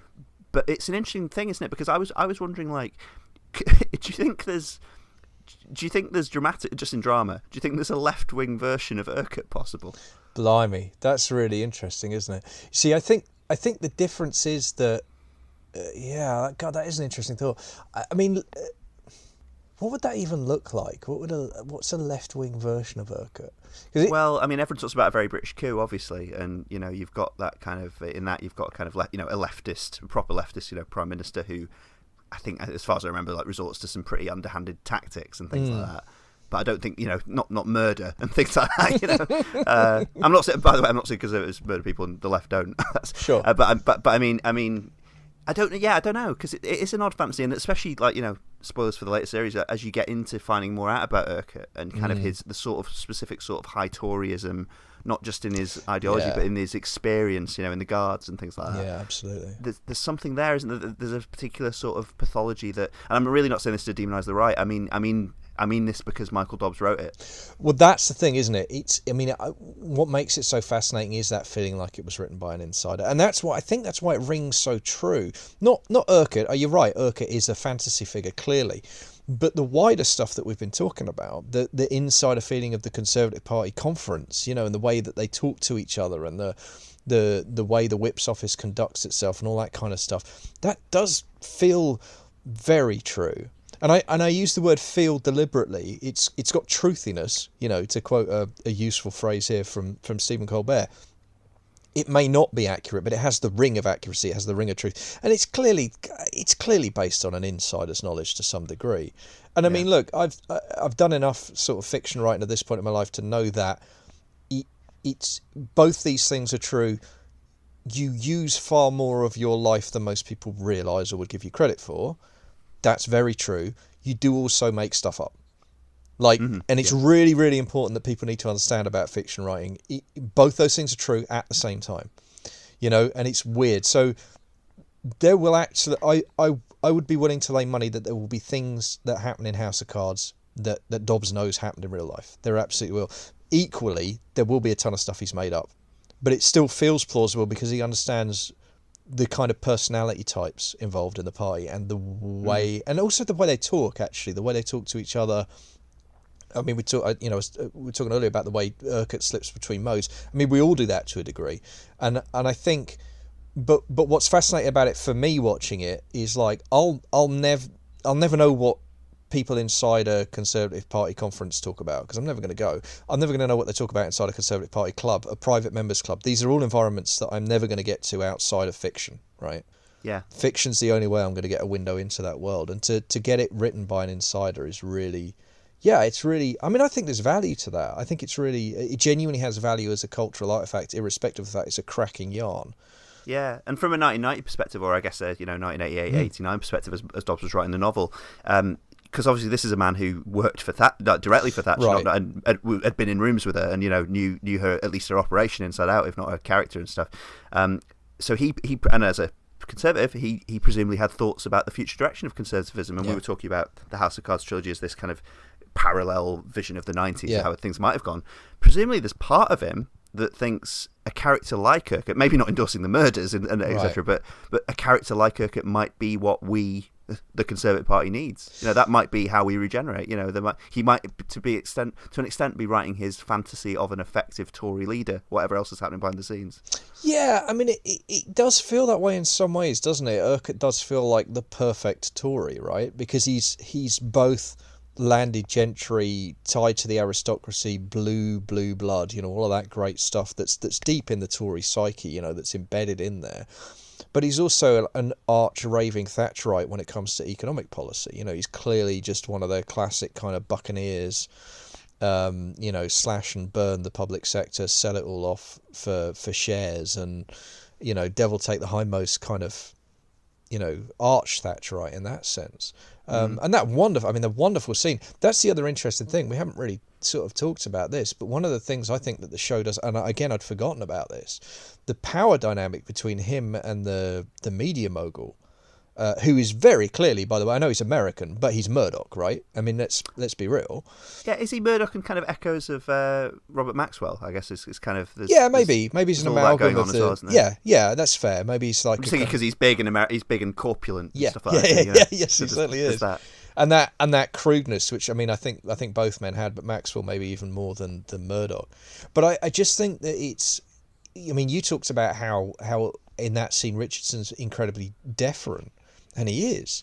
And it's fascinating to me that that's the thing about, like, it's almost like that's where the real power lies. Yeah. The real power lies in this ferocious right-wing press machine. You know, and that is... And it's funny, isn't it? Because we were talking about The Crown before, because, you know, the series itself ends with Urquhart on his way to the palace to you know, ask permission to form a government. But actually... We've already seen this scene. He's been to the actual palace and asked for permission to form a government, and it was Ben Landless. yeah, well, yeah, quite. But it's also like, I mean, it's an interesting thing. Like, I was just thinking about how when I was a kid, when I was a teenager, I started my first attempt at writing a novel, and I got maybe 3 chapters in before I gave up. And it was... you're gonna have to trust me that I'm not making this up. It was set in the far off future year of 2020, and it was the power structure. It was a dystopian future. You'll be shocked to hear, but the people in charge were the press. That was the ruling class in that society. You had blue suits and grey suits, and the blue suits were the middle class, and the grey suits were the working class. But the people in charge were the press. A press card was the scariest thing you could see. If someone wielded that meant they could do whatever the hell they wanted with no repercussions whatsoever. You know, they were just completely above the law. And it's interesting how, like, I don't know, it's weird, isn't it? We were talking earlier about environmental, the way it felt, you know, watching House of Cards reminded me of how it felt environmentally in those years. Actually, though, we still live in that press environment in 2020. That hasn't changed at all. I mean, Murdoch's still with us.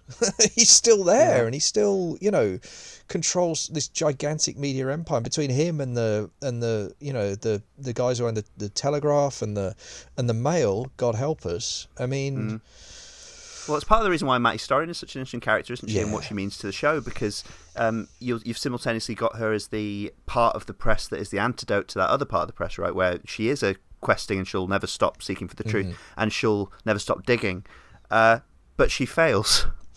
Well, and also, but the show is very cynical about how the press works, because before she's killed, she's fired.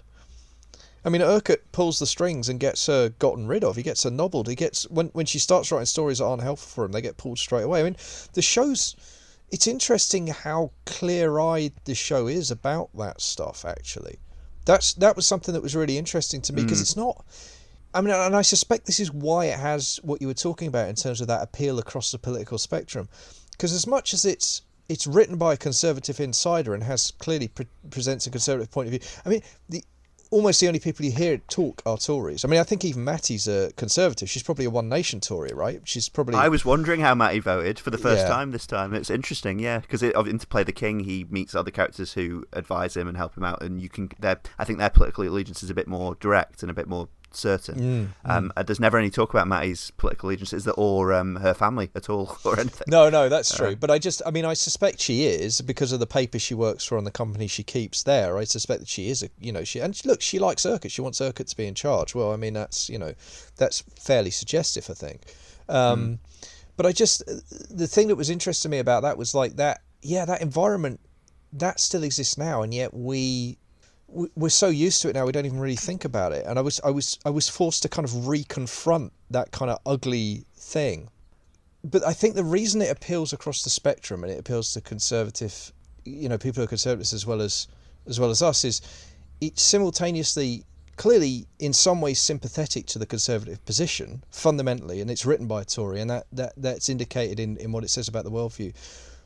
But it's also, I think, it's very, very candid about the flaws, and it's very...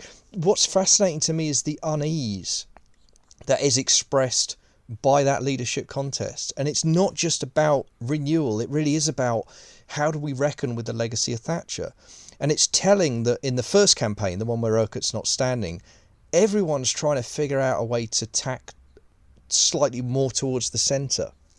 And they're all trying to find a way of... I mean, actually, it's funny. The phrase they're all scrambling for is the phrase that Cameron landed on, right? Compassionate conservatism. That's what they're trying to do, but they can't get there because none of them have the intellectual nous, and also because it's 1990 and no one's said it out loud yet. Well, and they don't have Blair yet as well. Well, right. You know. But it's really, really interesting how you can see that's the anxiety that's being expressed there. And I think that's about just the writer, you know...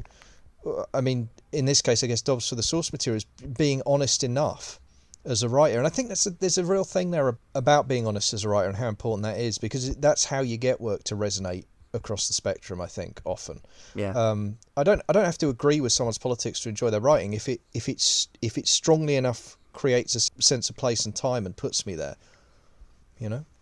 Yeah, no, I agree. I remember about 10 years ago I was living with a flatmate, and he saw that I was reading a PJ O'Rourke book, and he was kind of I think he nearly stopped living with me. I was just like, I don't know, he's got some good jokes. In my defence. Ian Richardson, welcome. 8 words which have pursued you ever since, like kind of unwanted terriers, I imagine. Yes, they are. And not always particularly accurate. Shortly after House of Cards went out, I took my wife on holiday to the Bay of Naples. Inevitably, we struggled up the side of Vesuvius, the volcano, and when I got to the top, I'm standing looking into the still smoking crater down there, and a voice behind me said, "Yeah, you were grand in that, Terry. I liked it when you said, you can say that, and I'm not saying now." So I said to him, "You know, this crater is still smoking. It could go any minute now." Unfortunately, he took that as his cue and ran away. Ran away. Now, you have this marvellously sinister, silky voice you used for that part and have used subsequently. But you're actually an Edinburgh boy. That's not your original voice. No, my original voice. If my sisters, who still live in Edinburgh, and my nieces and nephews likewise, if their accents are anything to go by, I must have sounded slightly like them. What happened when I was about 14, and it was clear to a particular master at my school that the theatre was probably beckoning me, he told my mother, my father being away in the army at the time, he told my mother that I should be given elocution lessons. So I was. But I should think that when I went finally to do my national service, where I actually spent most of my time with the Forces Broadcasting Service, I think I must have been rather more like Morning Shade. Morning Shade. Yes, Pay and loaf, as they call it up there. Pay and loaf. Rates? No, we don't have rates. Anyway, fortunately, the chief announcer used to guide me through it, and I was able to collect my vowel sounds. Those are the days of RP being essential for well, yes, young actors. you couldn't possibly expect to have a successful career unless you eliminated any regional accent. Now, when you devised the way you played Urquhart in the TV series, actually a lot of that was based on Shakespeare, which had been your meat and drink, really, for sort of 12 or 13 years. 15 years. 15 years. Actually, it was rather ironic in a way, because the last role I played at Stratford-upon-Avon was Richard III. And there are similarities in the soliloquies that Urquhart has to camera to the soliloquies that Richard III has to his audience, insofar as he tells the audience exactly what he's going to do. I'm talking about Richard now. Exactly what he's going to do and how he's going to do it, and thereby making the audience fully complicit with his evil. And the same is true of Francis Urquhart. So it's a sort of sly look to the groundlings becomes the sly sideways look to camera. Yes. A lot of people thought that I would find that disturbing, but thanks to my Shakespeare experience, I didn't find it disturbing at all, although there was something that did worry me to begin with. You know, in front of the camera lens, they put a filter. For what reasons, I don't know. Maybe to take away the bags under the eye, something like that. But the effect of the filter was to, when I looked into the camera, I was looking at my face in a mirror, which was rather unnerving. But finally, I conquered my fear of it and decided to use it, the way one talks to one's reflection when shaving in the morning, kind of thing. So you could, it was yeah. So it became a help as opposed to a distraction. Oh, that's interesting. So yeah, I just wanted to talk to you a little bit about, because during your note taking I noticed that you had noted some things which maybe don't sit so well with a contemporary audience, or at least our rewatch of it, because this is a 30-year-old piece of telly, let's face it.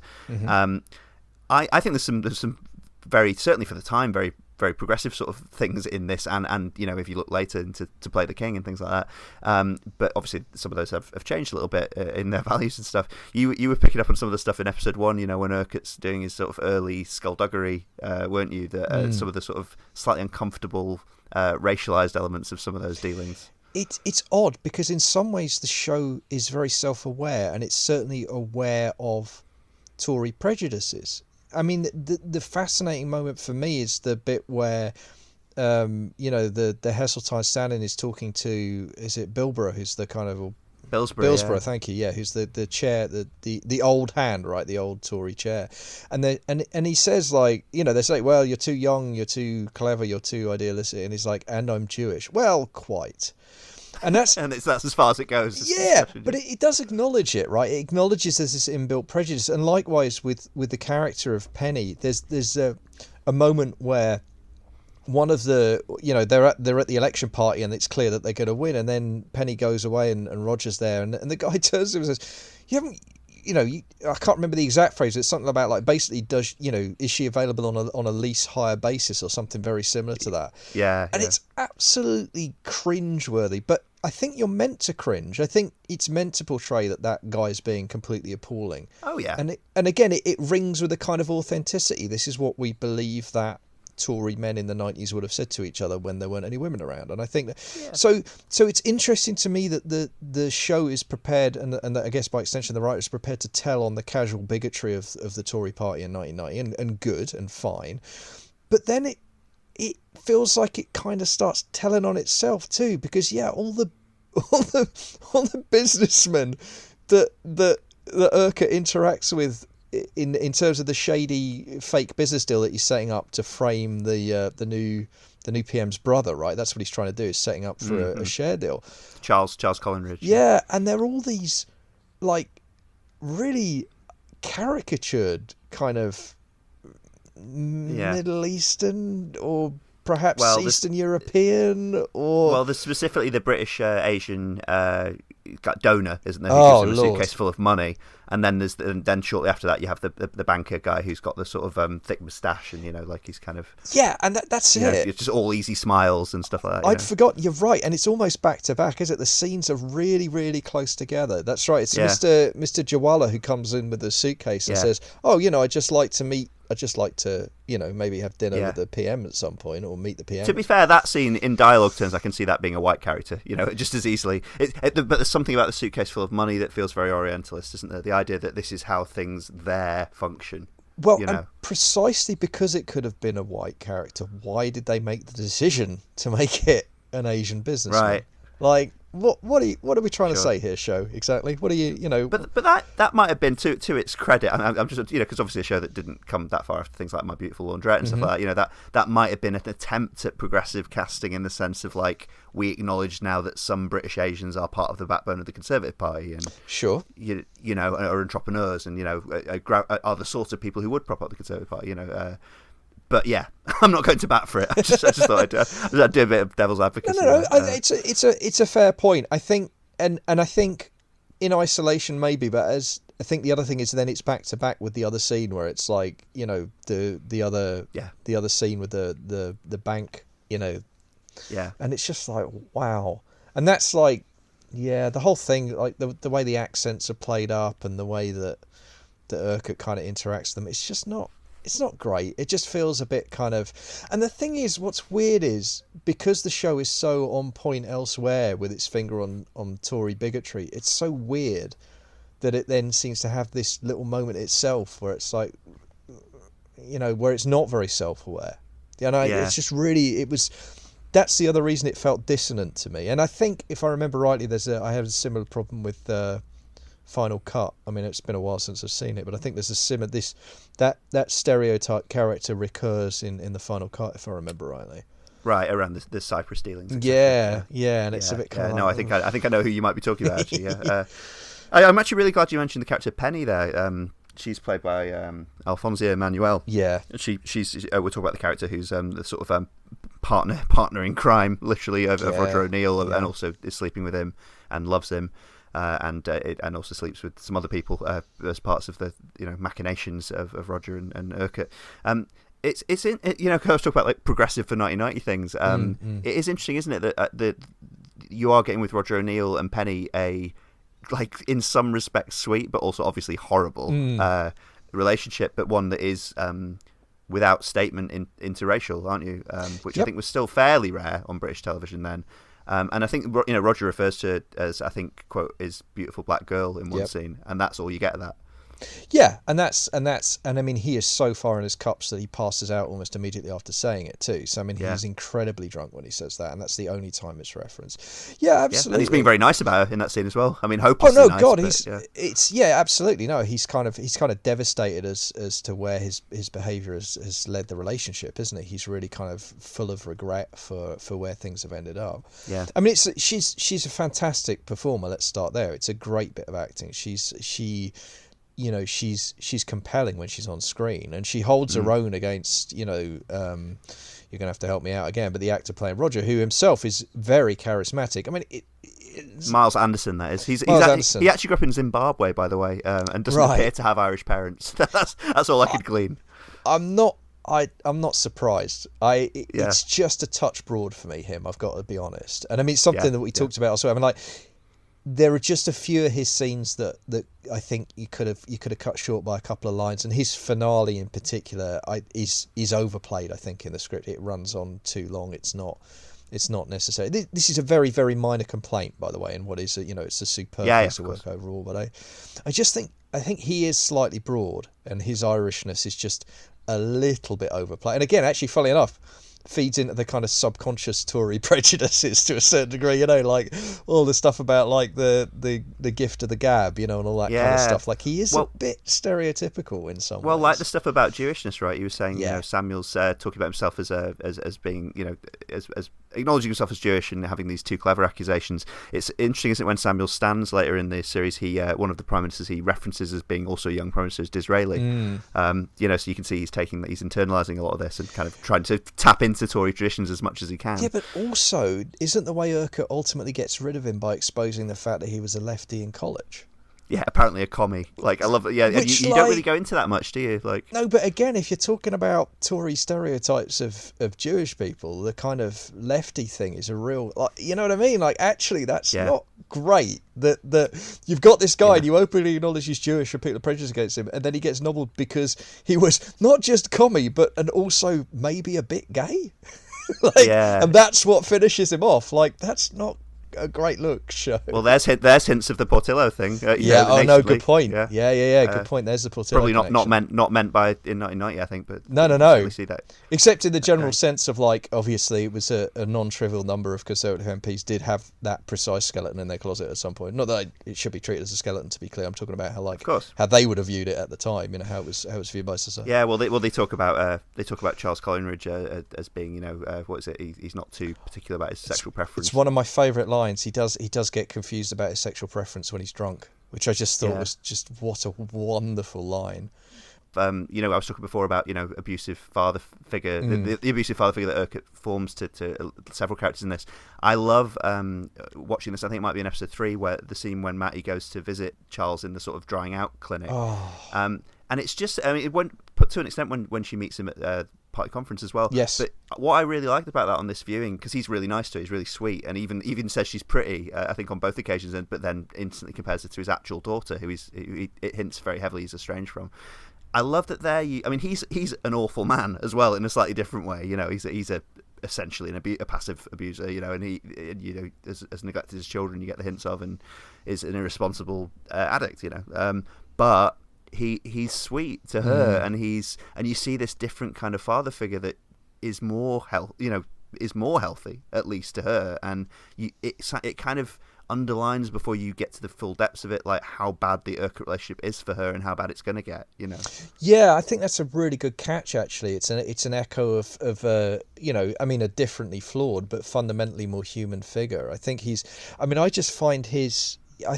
lovely character. Again, a beautiful performance. That's the kind of thing it would be really easy to overcook. And for me, the actor nails it just right. He is. I mean, I made a note he is the guy. He's the drunk guy from the Fast Show. And he does kind of even look a bit like that. But actually, the performance is much more nuanced than that. And that scene you're talking about is really where he comes to life. Because, of course, he's been sober for a little while by then. And he has that wonderful line where he just talks wistfully about how when you're drunk, time just passes in such an agreeable fashion. Oh, I love that. Yeah. What a beautiful turn of phrase, and the way he delivers it with this kind of quiet, stoic melancholy, because it could be mawkish, it could be self-pitying, but it's not the way he delivers it. And that whole thing about, like, best brother a chap could ever have. Enough said. That kind of repeated catchphrase he's got.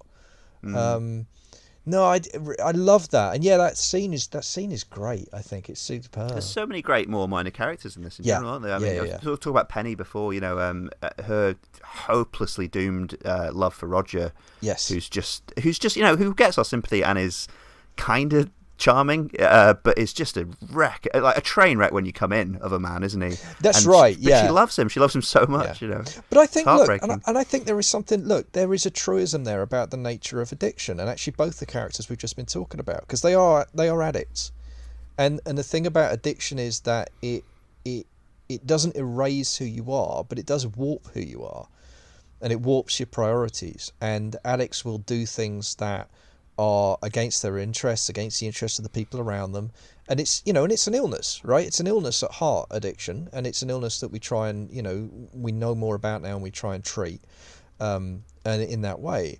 But it takes a terrible toll both on the addicts and on the people who love them. And I think it's one of the things the show does really well, actually, is portray that in a kind of, I think, a pretty well-rounded and pretty sensitive way overall. And of course, the other thing the show does, although I don't know how much it realises it's doing this, for me, it's like part of what makes Urquhart so evil is how willing he is to exploit the illness of addiction to further his own ends. I mean, it's a really pretty diabolical thing to do, and he does it repeatedly in the show to both those characters. Actually, if you think about it, they're both manipulated by Urquhart to do damage to people and used as pawns quite ruthlessly. And of course, in Roger's case, and then sacrificed when they're either no longer useful or potentially become dangerous. Yeah, that's right. Because Matthew's addiction is dirt digging in a sense, isn't it? And professional addiction. Yeah, I think Matty's kind of Matty's a danger junkie, isn't she? Almost. She's addicted to the chase, and she's addicted to the story, and she's addicted to being around power, and the way power kind of works, and that's the element in which she's out of her depth with Urquhart. That's the problem. That's the central. That's the central disparity in the relationship, which is why it's why unfortunately she's doomed. No, I agree. By the way, how brilliant a name is Penny Guy? I think it took me about for a British audience. I think it took me about 10 years after watching it to realise how funny that was. Yeah, it's good. But she's lovely, and you're right. I mean, seeing her kind of slowly unravel, and she's just collateral damage. Like, I don't even know if Urquhart knows her name. You know what I mean? Yeah, yeah. And yet, again, the show doesn't shortchange that character at all. She's very, very human. She gets a lot of time on screen. We get to really see her develop. And yeah, I love the scene. I really love is when she has the massive row with Roger and she leaves him. And as she's storming out to get in a lift, he's like desperate. She says, "Of course, if you pick up the phone, I'll answer." Like, even then, she's trying to scare him straight. That's what she's really doing. She's not leaving him. She's like demonstrating you need to change your fucking behaviour. You need to get your act together. And I think that's just, again, that's very real. People in relationships with addicts who are in love with addicts, that's the kind of hell they end up going through. That's the kind of situation they end up going through. And as I say, it's just these totally. you just feel so sorry for these poor sods because they end up stuck in the poisonous orbit of Francis Urquhart, the black hole, and that's it. You do, yeah. Hey, I've got a cheerier note. To lift the mood for a second, I've got a fun anecdote gleaned from the DVD commentary from Richardson. Oh yeah, because he seems like such a lovely man, doesn't he? Yeah. And on that he just sounds like the perfect grandpa figure, basically, like on that. And there's really charming bits on that commentary where he's watching Francis Urquhart do devious things, and he's just like, what's he up to? What's he getting up to? Honestly, what a dreadful man. And they have equivalent tracks to play the King in the final cut, which are great fun. But there's a really fun because I found out in reading this time around that Richardson and Susannah Harker had been in a play together, apparently, where they'd played a father and daughter with some, apparently, right. I don't know the details, but with some incestuous undertones, apparently.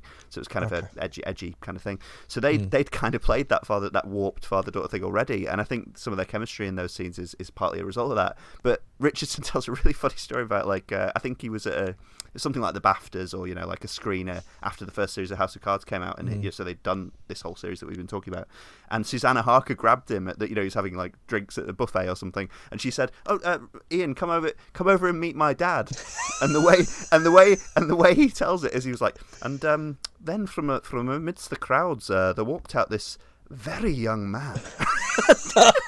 So even her dad was someone he considered a young man, and I think he was like, "Oh, Mr. Harker, I'm so sorry for the terrible things I have to do to your daughter." Oh, that's so great. Which is just amazing. I just want to ask you quickly, because we'll wrap up pretty soon, but I just wanted to ask you, kind of from a fan point of view, but from maybe a writerly one as well, or both, of course. There's some great turns of phrase. You were talking before about being struck by, obviously the monologues when you were younger, and kind of learning some of them. And I mean, based on that and based on this rewatch, was there anything that stuck out to you on this watch? Because turns of phrase from Urquhart or anyone else. Because I had one that's amazing when he's talking about Henry Collingridge and his upcoming political demise and stuff, and he just talks about he's talking about him as the man of straw. A man clutching at straws, the future closing in front of him like a fist. Yes, yeah, absolutely. I grabbed that note. That was a great one. Quite a few. A lot of it's about the delivery. We've talked about it before. I mean, you're right. Richardson, sometimes he does a lot with an eyebrow and a glance to camera, and they are delightful. There's a moment when he's in there with Hal, and he's orchestrating his demise whilst playing his most loyal subject, and he just says, and the guy's saying, whatever happens, whatever happens, Francis, I'll make sure people know how great. And he says, don't embarrass me, Hal. And it's just the way he delivers the line is beautiful. It's just gorgeous, and there's not us, eh? That's yeah. Yeah. The integrity of office, and then he looks to camera and gives you the face. No bottom to him. What a phrase. That's one that I think he and Stamper both use at different times. Yeah, and obviously the gleeful repetition of put a bit of stick about, make 'em jump. Oh, God. No, I mean... Which Stamper does too. Stamper does it like he's copying his dad, doesn't he? Yeah, very much so. Very much. Well, for me, it's the private school relationship between the guy who, in the first term was I don't even know if I want to use the original phrase I used, but like the gopher, kids who were put in the gopher role in the first year.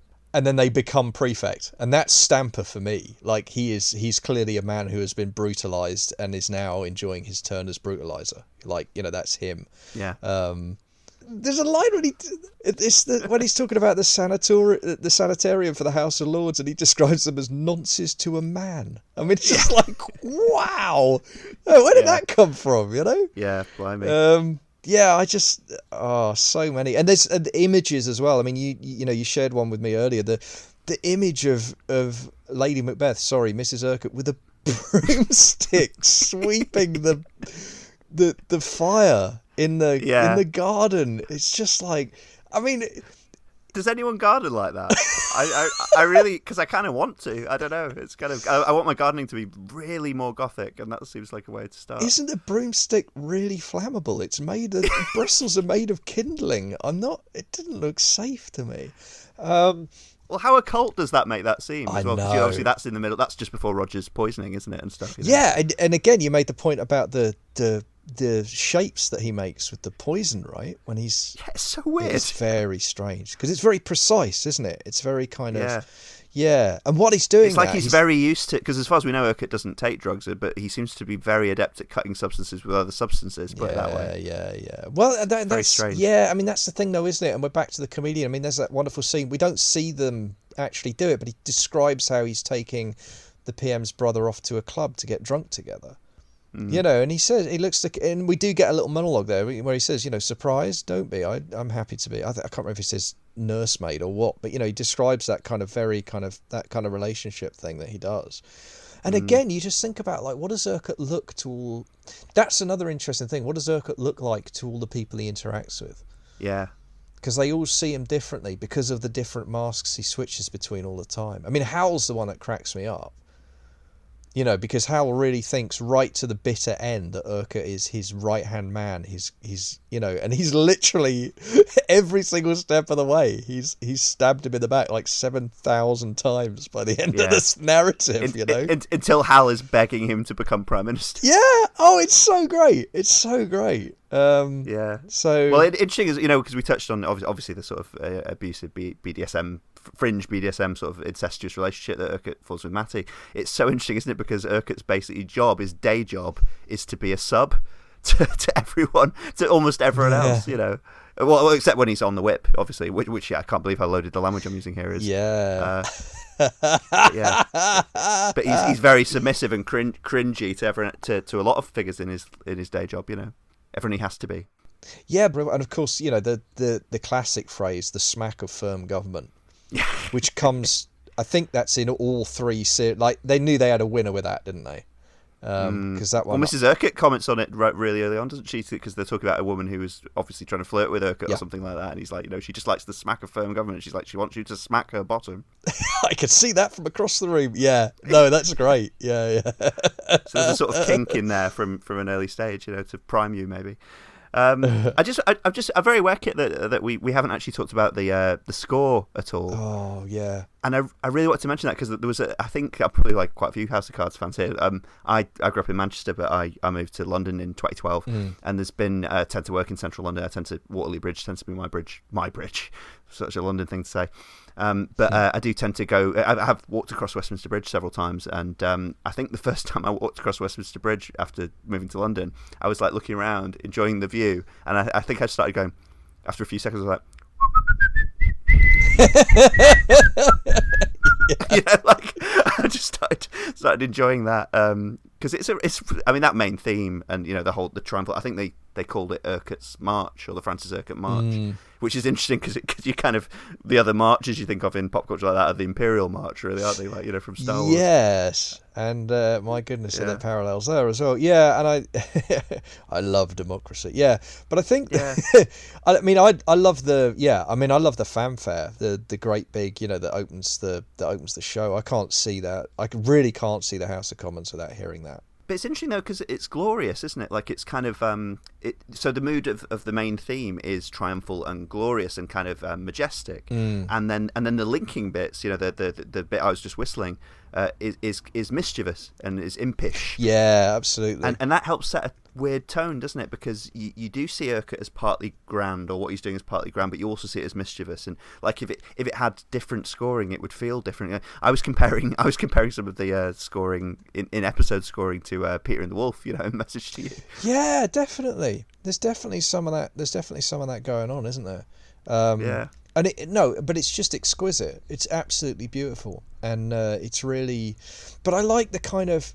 I think what I like about the opening theme is it does have that kind of grandiosity and that kind of triumphalism, but it's undercut because the first face you see at the beginning of every episode is Richardson's face, and he does this weird thing where he's smiling, and then the smile just starts to fade as the horns come in and it crossfades, and it leaves you with this sense of unease, even though the music is straightforwardly triumphalist because it started with that image. It's the marriage of image and sound. You're left with this kind of, and again, it's almost, I don't want to give Dobbs too much credit, but it's almost like that Anxiety of Empire vibe, you know, is just under the surface. Like, here's the pomp and circumstance, but what is there just under the hood, you know? And of course, in this case, what it is Urquhart. I mean, which is, you know, and it represents him for all his sort of contradictions and all his kind of high Tory pomp and venality, you know. It's funny you mentioned like the Urquhart's face appearing at the beginning of the episodes and kind of like, you know, fading to whatever's going on and the intro. You get the, you know, I was talking about Dracula before in some of his interactions with Matty. You get that sense of him, you know, it kind of couples with the rats, doesn't it? I've just thought of Herzog's Nosferatu in saying that. Because you've got that, you know, I mean, you know, you could also say the rats stand for obviousness, as a lot of people joke about The Departed. But you get that idea of this vampiric figure who's overseeing the country and is blending with the country so that he controls more and more of it. And, you know, that's that wonderful scene you were talking about when Matty is listening back to the tapes and she kind of, you know, twigs essentially to what he is or what he's probably doing. And you get the repeat playback that she's doing, kind of, you get an exterior street scene and it echoes around the street like it's being projected, and like it is something ghostly and pervasive. Isn't that the shot where you finally get a dead rat as well? Isn't that the moment where it suddenly cuts to an you hear a cat, or you see a cat, and then suddenly there's the corpse of this. It's really quite gruesome as well. This flayed rat, like, yeah, it's really good, that. And actually thinking about that as well. I mean, as much as I've kind of like talked about their relationship, but I think it's also worth remembering what's probably hard, or maybe even impossible for you and I, as people who've seen the show a lot, to think about, is how much the ending would feel inevitable and how much it would shock the first time. I think it probably is still quite shocking the first time it happens. Yeah. Well, it's still kind of shocking now. It's viscerally it's upsetting, isn't it? Like the thump of it hitting the car and everything. It's yeah. But I think that because there is that moment where she puts it all together, I think it's not immediately apparent when she goes up to the roof garden how it's going to play out, and it's I guess what I'm circling back to is, like, as much as I've said throughout, like, the one frustration, or it's not a frustration, that's too strong a word, like the one kind of like minor sort of discomfort from the fact that she's clearly very, very bright, so why can't she see it's him? But it is worth remembering, actually, the balance of power in that final scene is very fine, because she cannot have any reasonable expectation that he's going to throw her off the roof. Yeah. I mean, she really cannot. That's not a reasonable expectation of what's going to happen when she goes up to confront him. So, well, and if the and he is an oldish guy as well, like, and if the confrontation lasted any longer than it did, she might escape or overpower him or run away. It's the shock that it has to be the shock, doesn't it? And it's actually quite clever that we are far more concerned for her than she is, because we know what he's capable of by that point. Because we've seen him kill Roger, so we know there's no depths. And we've seen the physicality of him grabbing Roger as well, haven't we, come to think of it? Yeah, you know what? I did want to mention that scene is so brilliant. Because that's one of the... Nobody's going down. Yeah. That guttural roar he comes out with there. It's one of the few times when Urquhart looks like he snaps. I say looks like because I'm actually still not convinced it's not a performance. I think it's still part of the plan. I think Urquhart has calculated that in that moment that's how he needs to be in order to get Roger back in line. I don't think he's genuinely angry, but bloody hell, it's fierce. And he's got a filing cabinet marked plans A to J, and he's just taken J out of the filing cabinet. Yeah, absolutely. No, I think so. But it's still absolutely mesmerising. It's so great. And the way he does it is he just ignores Roger as he's shutting the doors, you remember? And then he just spins around and, like, grabs him.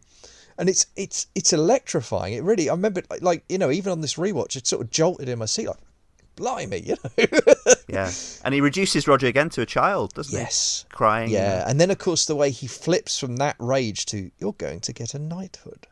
And all the, all the suaveness and all that kind of urbane gentleman stuff comes back.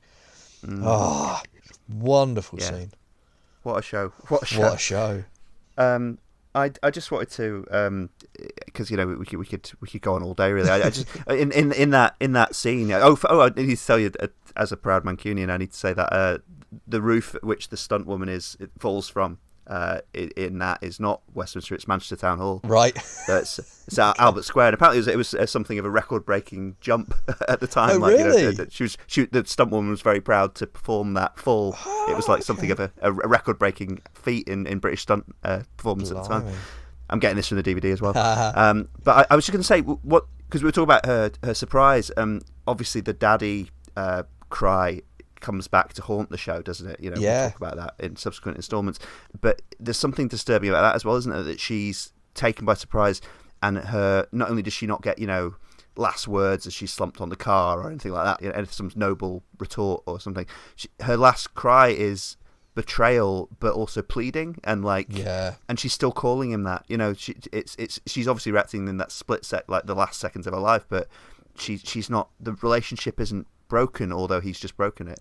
Well, I mean, she still loves him. I mean, that's it's. I mean, what's more horrific than that? She's plunging to a death, and she still fundamentally loves him. I mean, that's tragedy. That's pure heartbreak, isn't it? And it's really. I mean, it is. I was.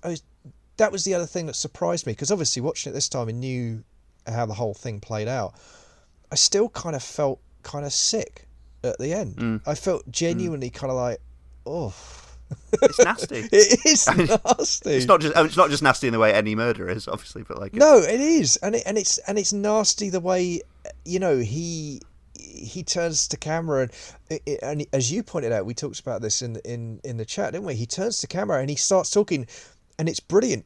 We feel like he's talking to us again in confidence, but then the show does this brilliant thing where he's not. He's actually rehearsing the speech he's going to give on the radio. That's really cold. And it's almost like we, the audience, are now being shut out.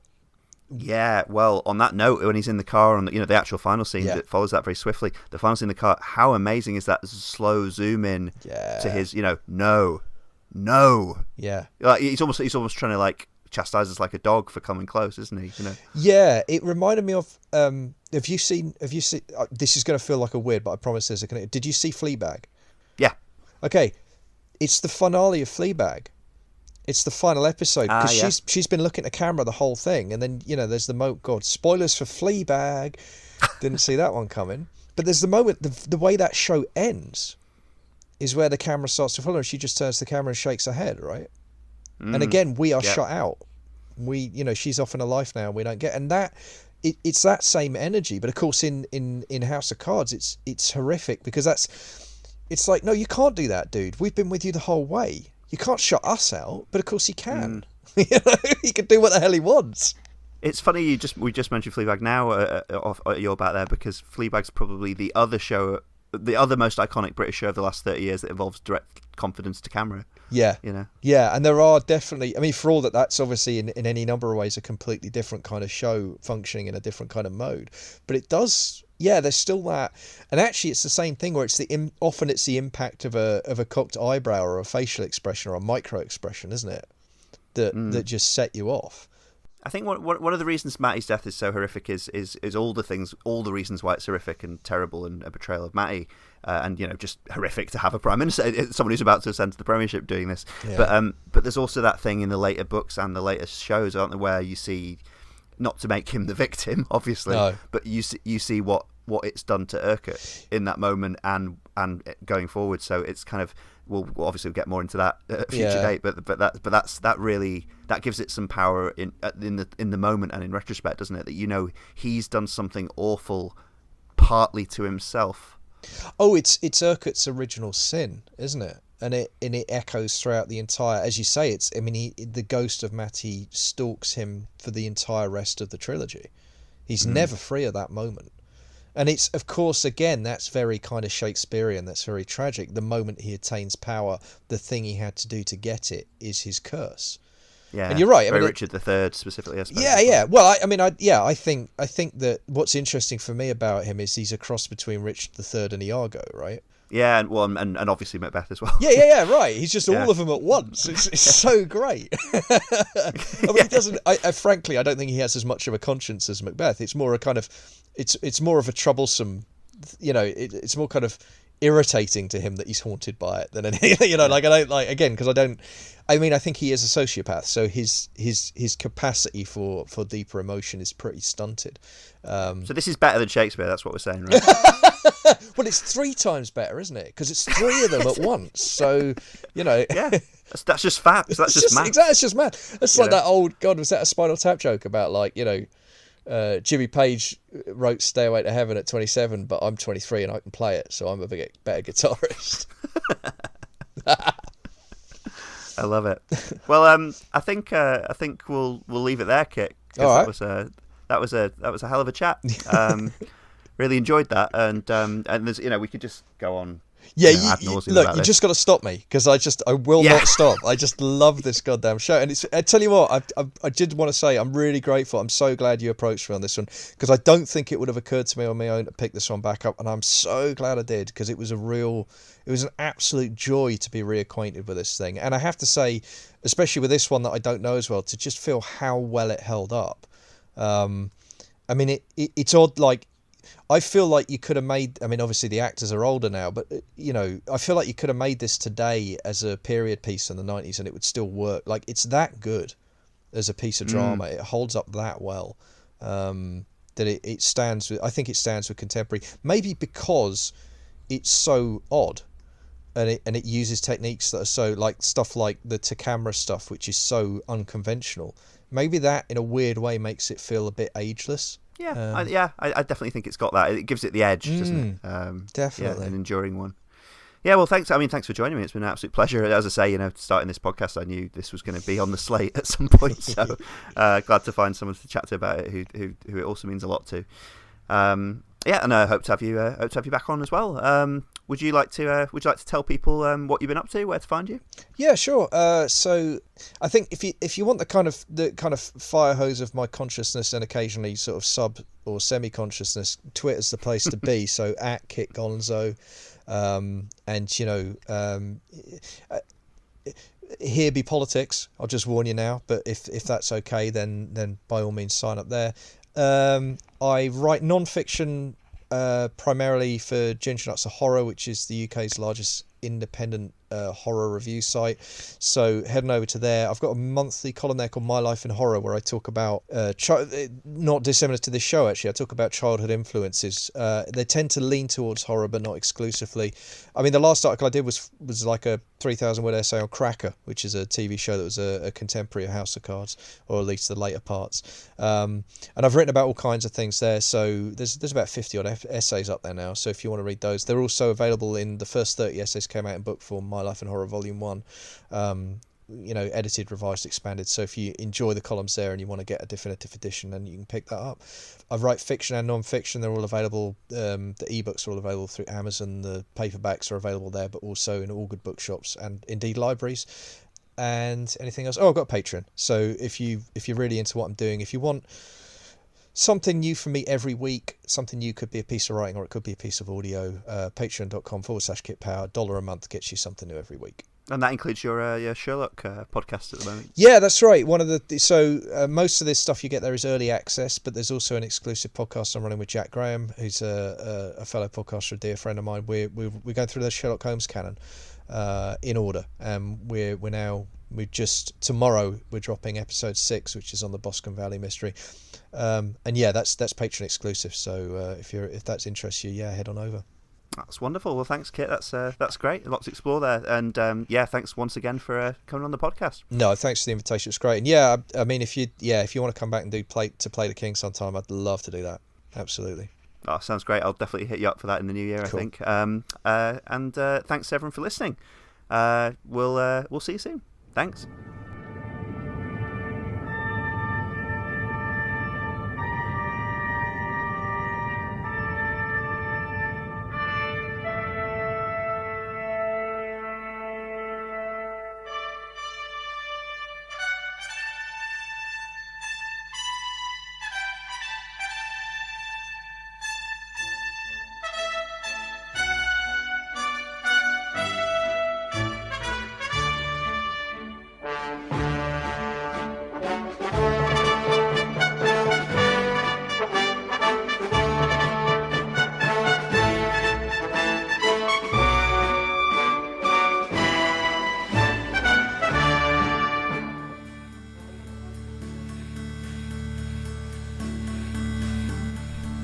You've been listening to the EscapeGoat podcast, hosted by David Fagiani.